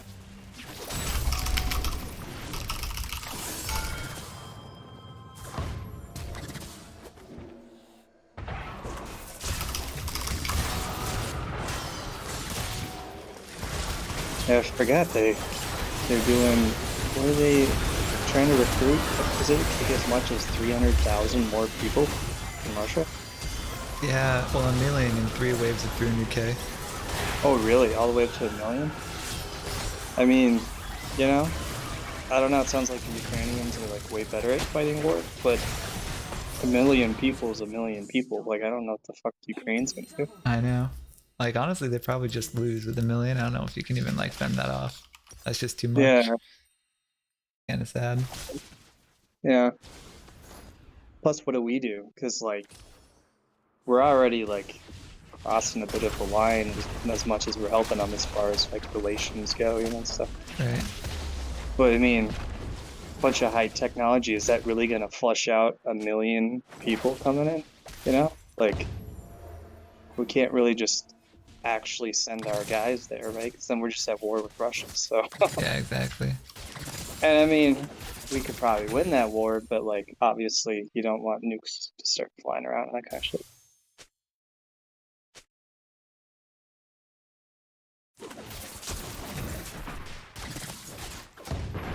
Probably like you were talking about the other day, we just need the CIA to figure this shit out. And yeah. Hopefully Putin, you know, put it out of his misery before this gets really bad.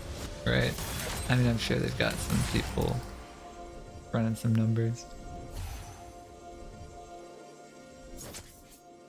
You know, use our satellites to redirect a little radiation his way, beat up the prognosis.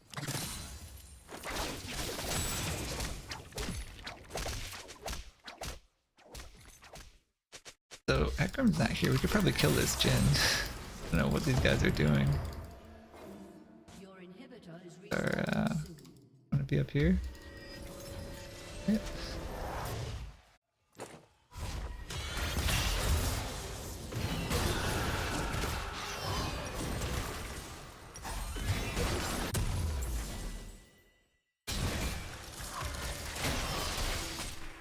This Jin is all alone, what the frick? Like, look at this guy. You can just kill this.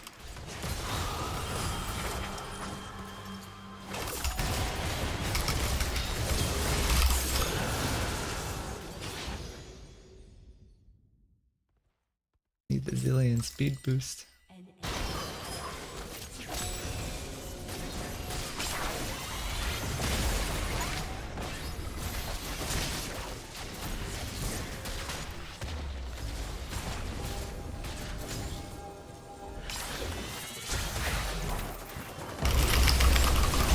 Oh, I got no hourglass, oh no!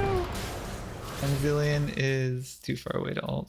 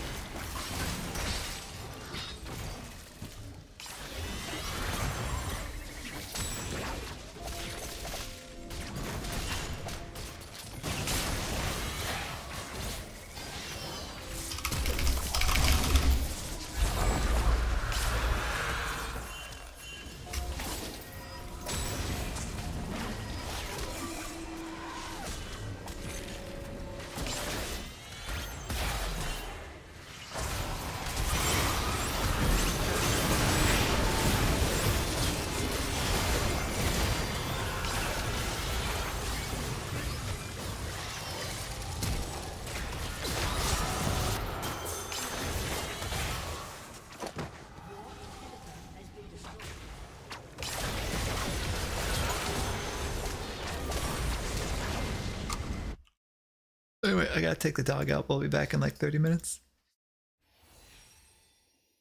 See ya. All right.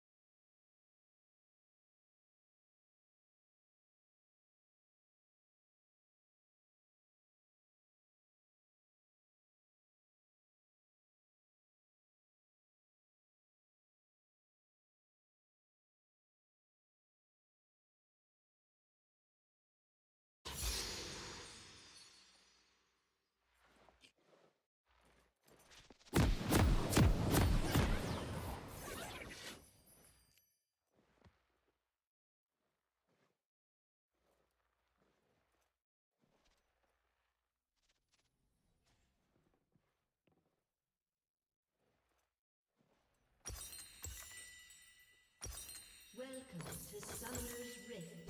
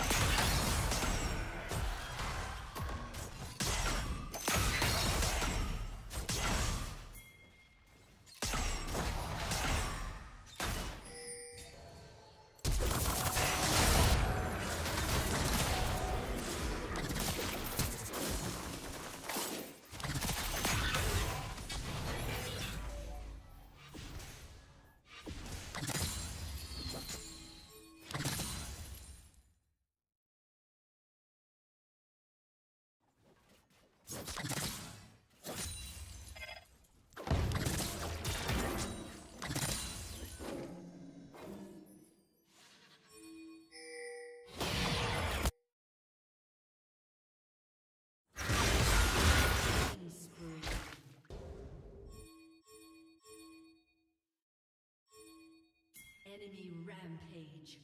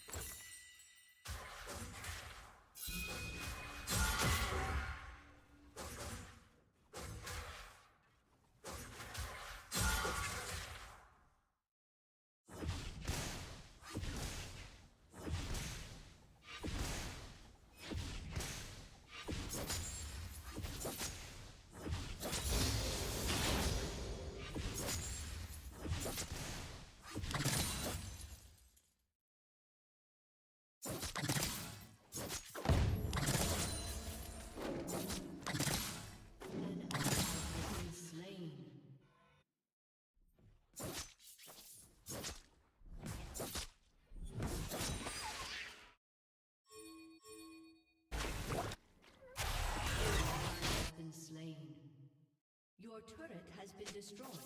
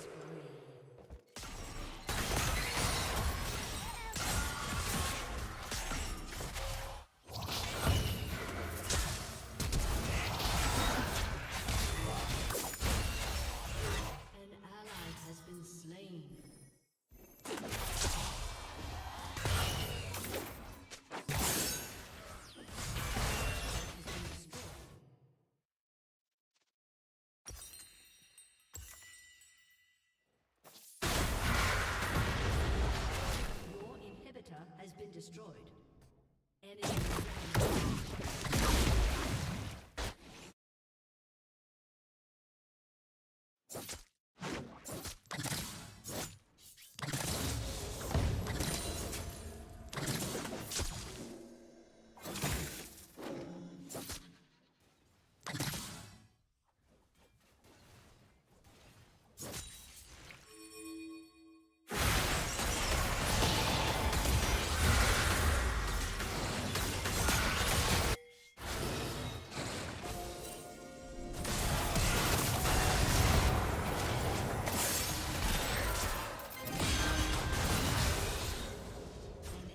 is unstoppable.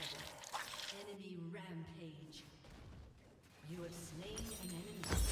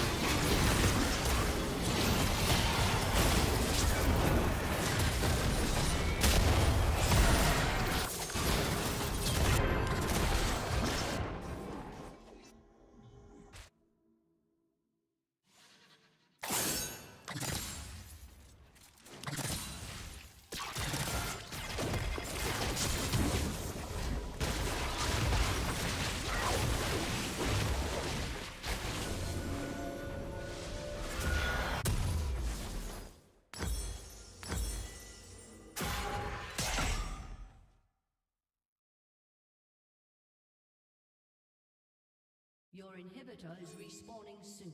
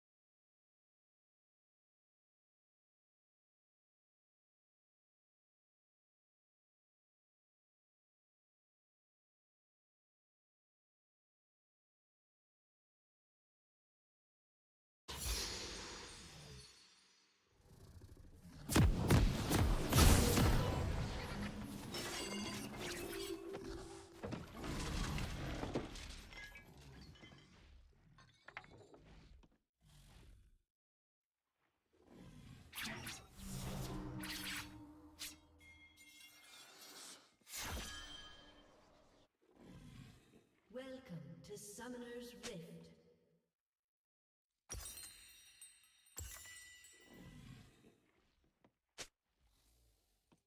Seconds until minions spawn.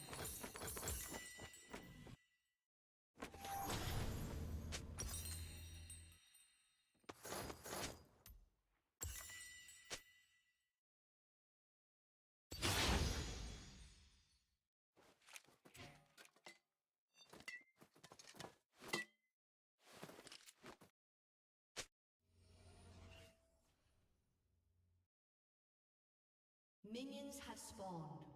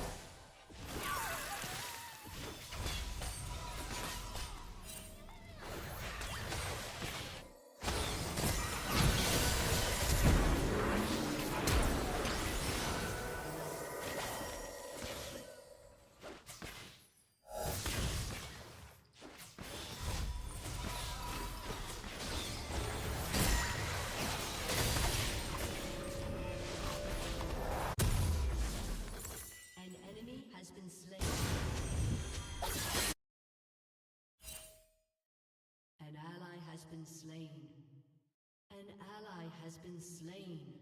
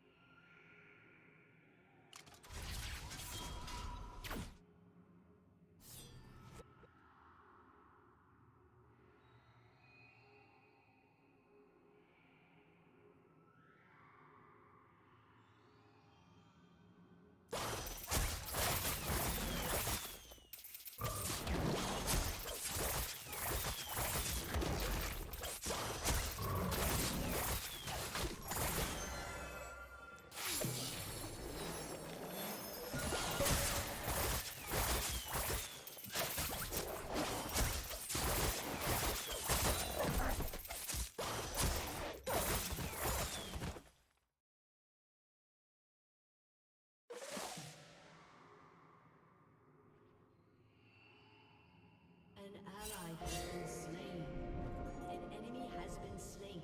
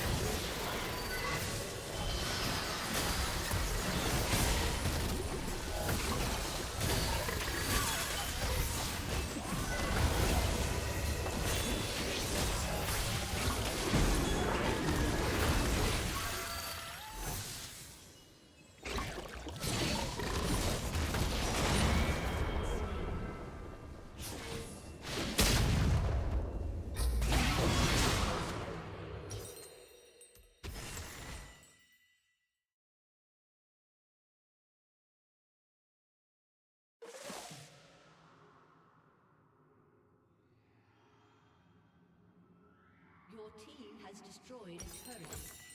Shut down.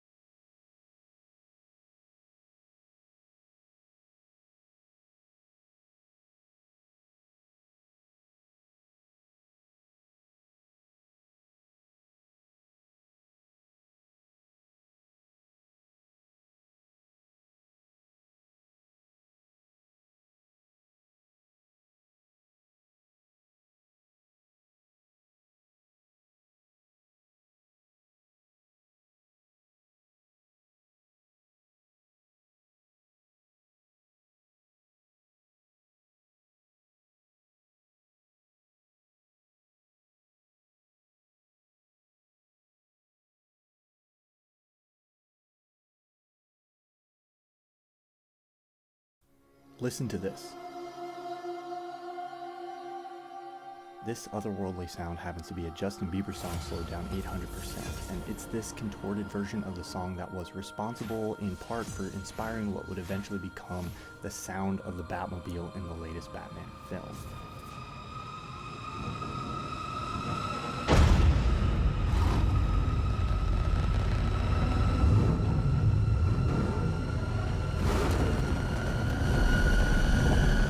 This video is sponsored by CuriosityStream. Watch the exclusive today, the frame, and imagine with me for a moment what sound you think will accompany that truck. Got it? Okay, here it is. I must choose my targets carefully. Instead of a truck, we hear a train. But there's no visual sign of a train in this shot or any of the shots in close proximity. The film establishes trains as part of the setting, but when the sound plays, we don't see a train. The sound of the train passing fades out as the truck passes. It's almost as if the truck was making the sound. I'm guessing if you've seen the movie, you didn't even notice or think about this. But this small detail reveals something about sound in film, and especially how it's used in the Batman, that I think is fascinating. Gotham City in the new Batman film is soaked in rain. I don't think I've seen a film that uses rain this relentlessly since David Fincher's Seven, which this movie is obviously drawing some inspiration from. It's impressive the range of effects and moods that the sound team for the Batman manages to get out of the sound of the rain. This rain hitting the bat signal at the beginning almost has a sinister, sizzling feel.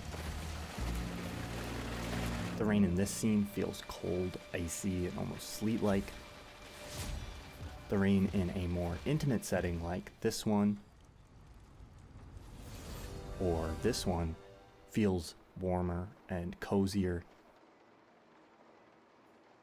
And in this scene where Batman's doing some hard-boiled detective investigating, the rain in the background almost sounds like boiling or simmering water. If you listen closely, the rain has a unique sound in almost every scene or location in the film, and the differences in the sounds don't just reflect the fact that rain sounds different in different environments. They actually design the sound of the rain to reinforce the mood of each scene. I've talked before about expressionism in cinematography, and similar to how harsh shadows and lighting and even set design can become an external manifestation of a character's internal psychological state, sound can express these things as well. But the way something sounds isn't the only way you can use sound expressively. The mix of the sound, its volume, and the relative volume of different sound elements in the scene can be used in an expressionistic way. Take this moment.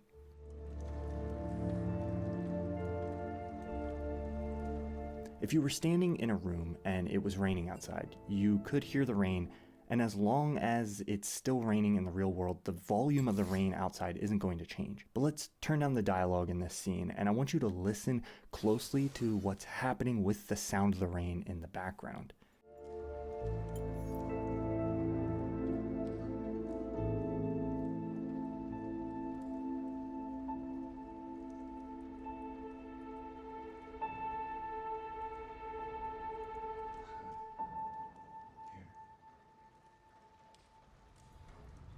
The rain, which is a prominent part of the ambient soundscape, softens and almost drops away completely for a moment to emphasize the tension between Batman and Selina before coming back in towards the end. The mix here is modeling the sound of the film around the subjective experience of the characters. In the real world, when you're focused in on something, you tend not to pay attention to the ambient sounds around you. They're still there at a constant volume, but you're not actually hearing them. Right now, in whatever environment you're watching this in, there are probably all kinds of external sounds that you haven't been listening to while you're listening to me. But if I draw your attention to them like I'm doing now, you probably suddenly become aware of them.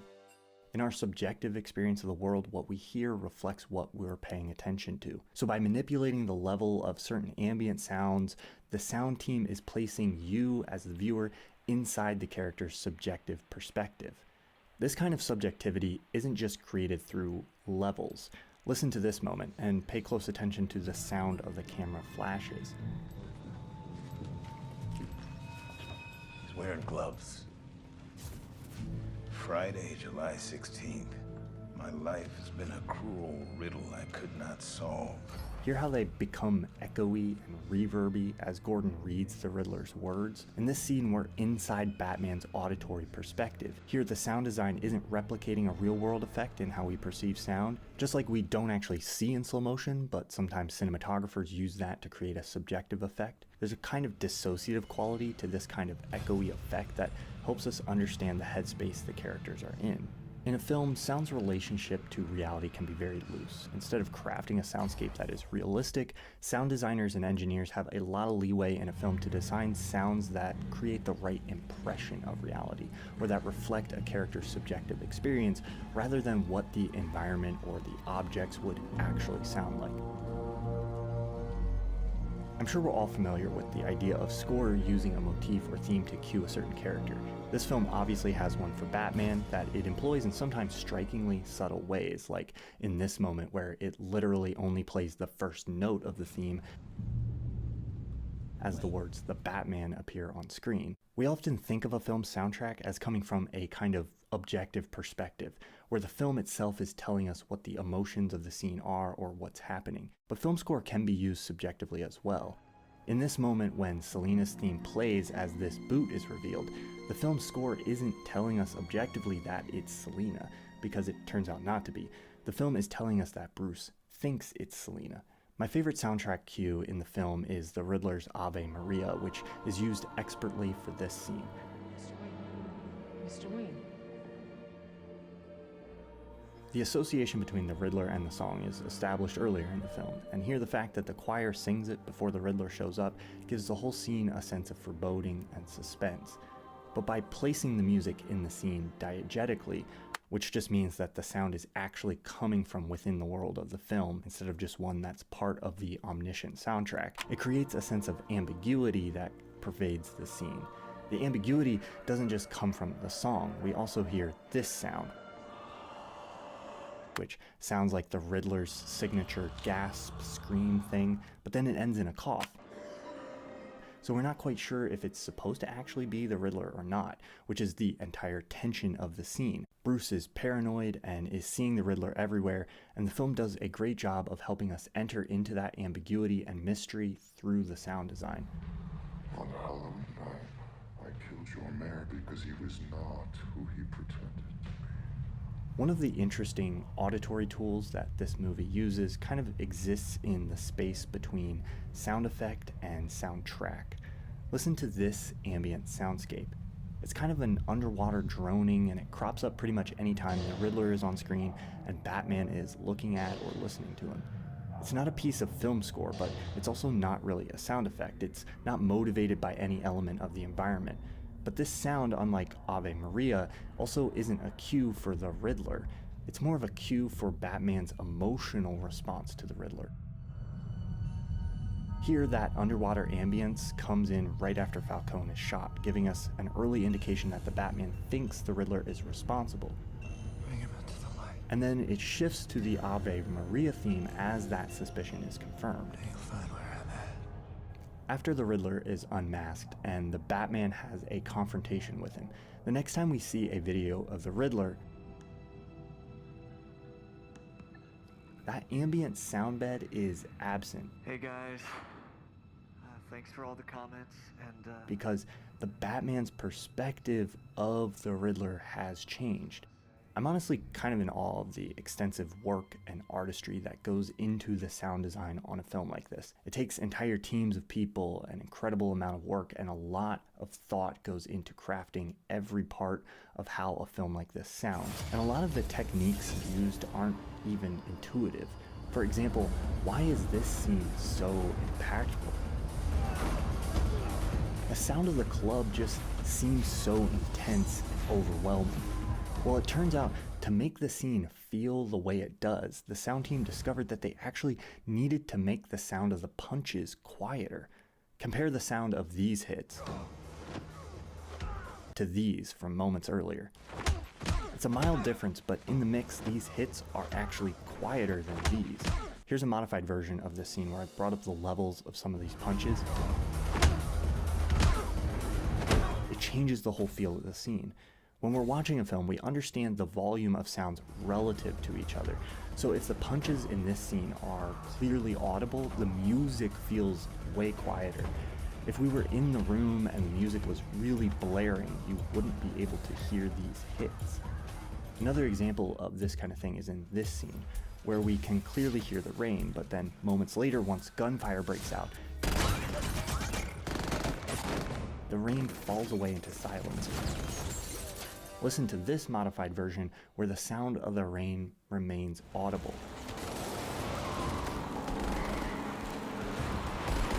The gunshots actually sound quieter even though I haven't changed their level. All I've done is leave the rain at the volume it was at moments before.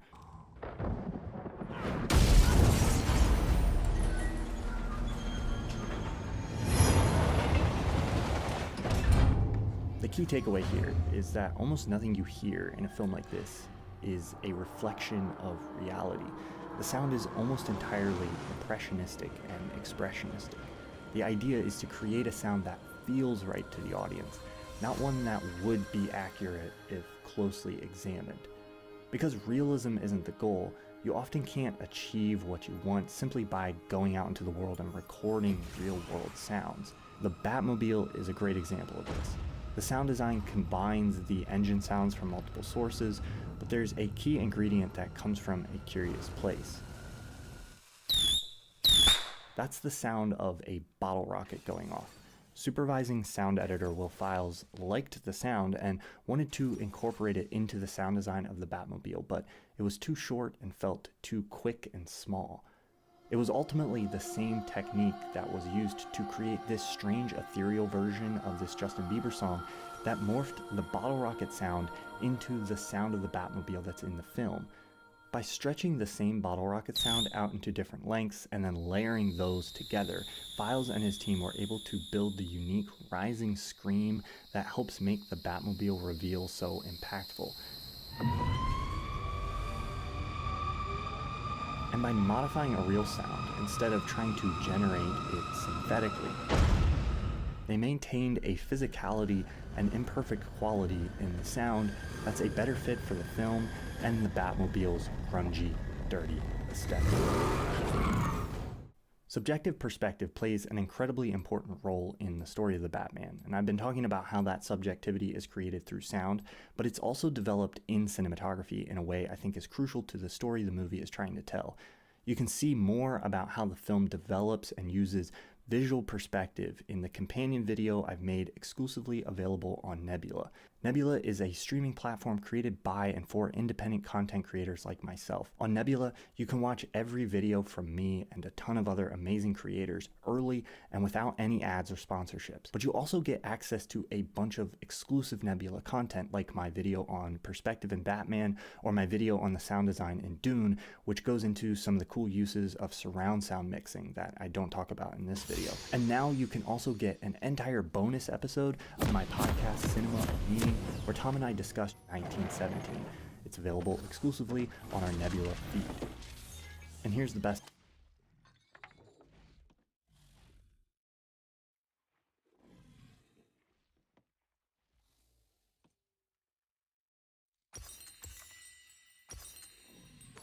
Welcome to Summoner's Rift.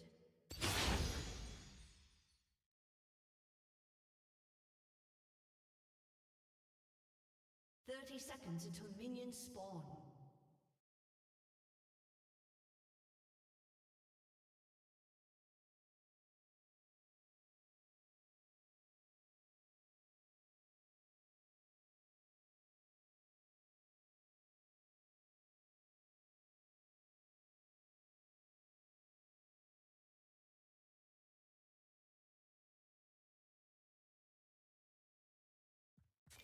Minions have spawned.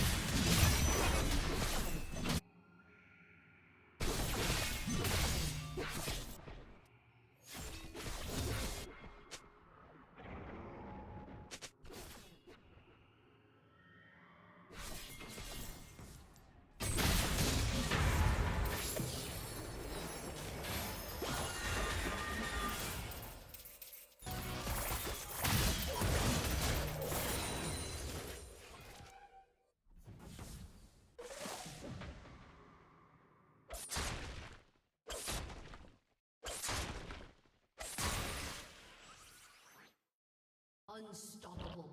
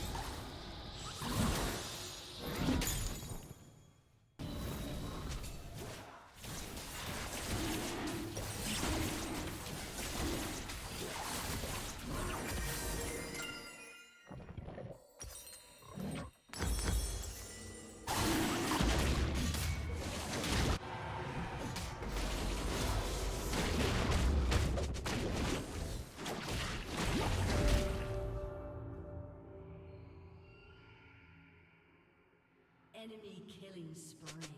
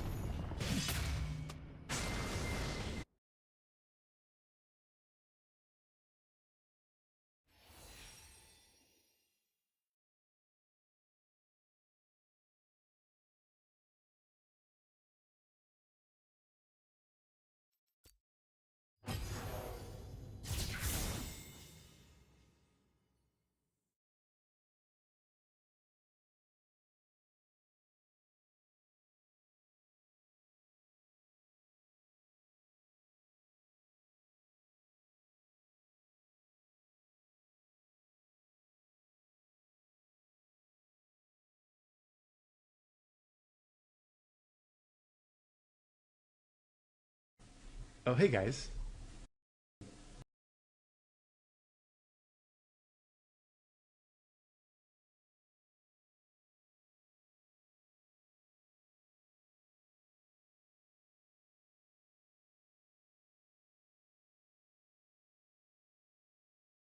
Needs to feel like a moderately damaging fire effect. So there's a few different tricks on this that I want to talk about. First, talk about the parts that's broken up into. We got the ground decal, which is this ring of fire on the ground, and then we've got the swirling effect that's coming out of the character. And you might think of these as indicating two parts. The first one is literally just a ground indicator. It's more like a user interface design, you know, kind of like the buttons that you're pushing down here at the bottom, that kind of stuff. It's meant to look a little more graphic and like design shapes. And then you've got this, I'm going to rewind here a little bit. You've got this ring of flame, which is more of an in-world effect, like there's actual fire pouring out from your character. So we get the balance of both worlds. It feels like your character is actually shooting fire out from them, and then also there's a gameplay indication that you have an item that is fire related on your character. So I'm going to break this down. We're going to look at how we pulled this off. So we're using a mesh, and the mesh is shown right here. It's kind of a squished funnel shape, upside down funnel, and you can see it represented over here. Don't mind that there's triangles on this version and no triangles on this version. I basically, the game breaks up all of the squares that you see here into triangles by adding one more division. So just remember, they're basically the same shape. But the point is that we're using something called UVs. Now, the reason why it's called UVs is because the U is the horizontal axis and the V is the vertical axis. And I looked this one up, I'm like, what does UV stand for? It doesn't stand for anything. It's like X, Y, and Z, you know, the X-axis, the Y-axis, and the Z-axis. It's like that, except they wanted a way to describe the axis on a texture on a three-dimensional mesh. So it's not quite an X-axis because the axis here actually wraps around this object. And this one here ramps up it. So X and Y don't work, so they use U and V. I didn't know that until I did my homework. So do your homework, kids. Anyway, a good way to think of UVs, if you're still confused, which very well might be, I understand, I've been confused many times about how UVs work, is by thinking of a globe. You know that our Earth is round if you subscribe to what most people subscribe to, which is the idea that the Earth is indeed not flat. So with a round Earth, you've got latitude, and longitude lines. Yes, vertical and horizontal lines, right? Dividing up the Earth. And when you unwrap the map, the world, you get a map. Now you'll know on many maps, the world is very distorted, right? Because if you unpeel an orange and try to like flatten it onto a piece of paper to like kind of map it to the paper, it's gonna like crack and rip, right? And that's what UVs are basically, is it's a flat representation of a three-dimensional object, just like a world map. And just like how Antarctica and Greenland are exaggeratedly huge and stretched way out because they're the part of the map that is not accurate, the latitude and longitude boxes are like enlarged quite a bit. The same thing can happen when you're working with a UV map. So this is my UV map right here. And you can see on my UV map, I've got a texture sliding down over it, like so. And this texture is corresponding, it's not quite moving at the same exact time, so don't try to look at it that way. It's corresponding to here, but it's basically sliding down, which is meaning that it's sliding out here. And you'll see that just like on that world map, I've got this texture here that's just these kind of oval-like shapes.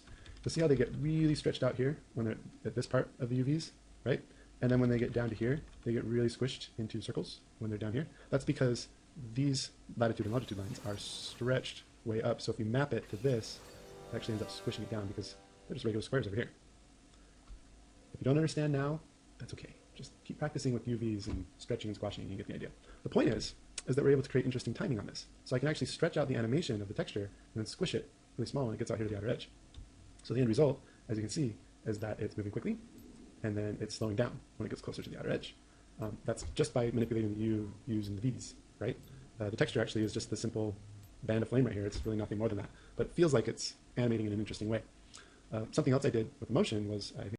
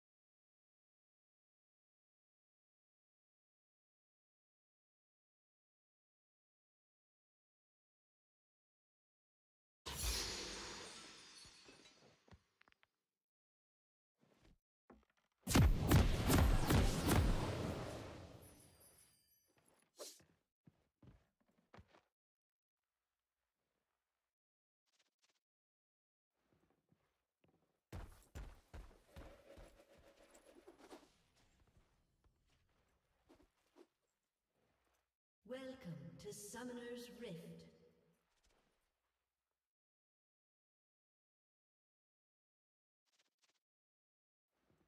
"30 seconds until minions spawn.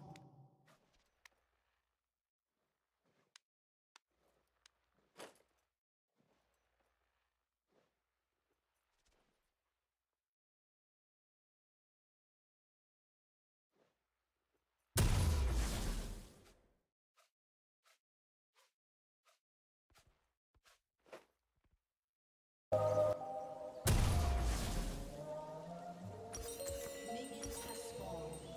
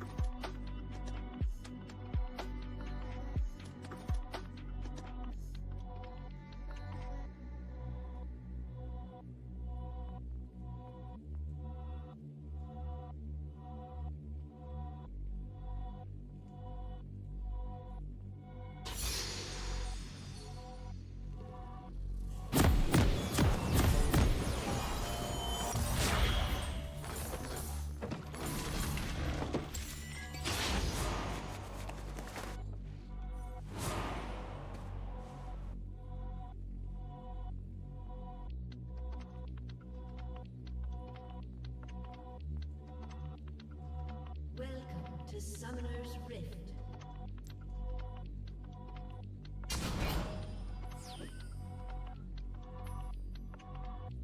Seconds until minions spawn.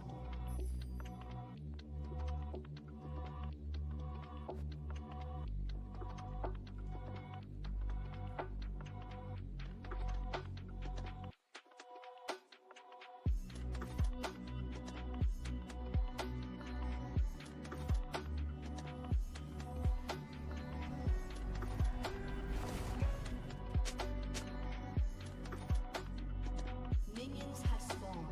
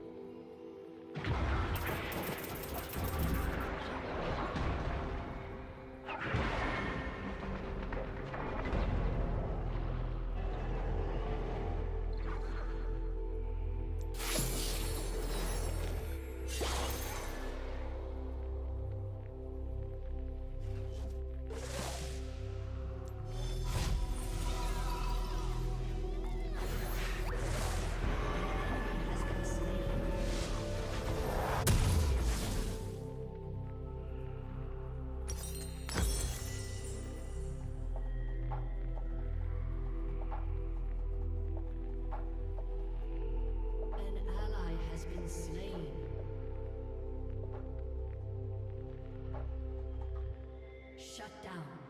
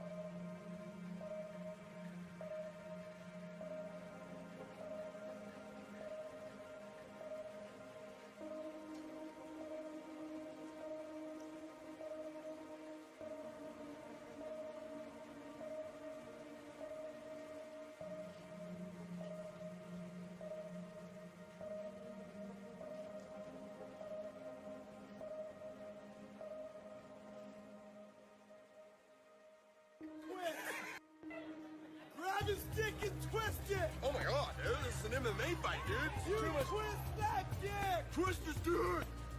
Twist his dick! Oh my god. Oh, dick twist!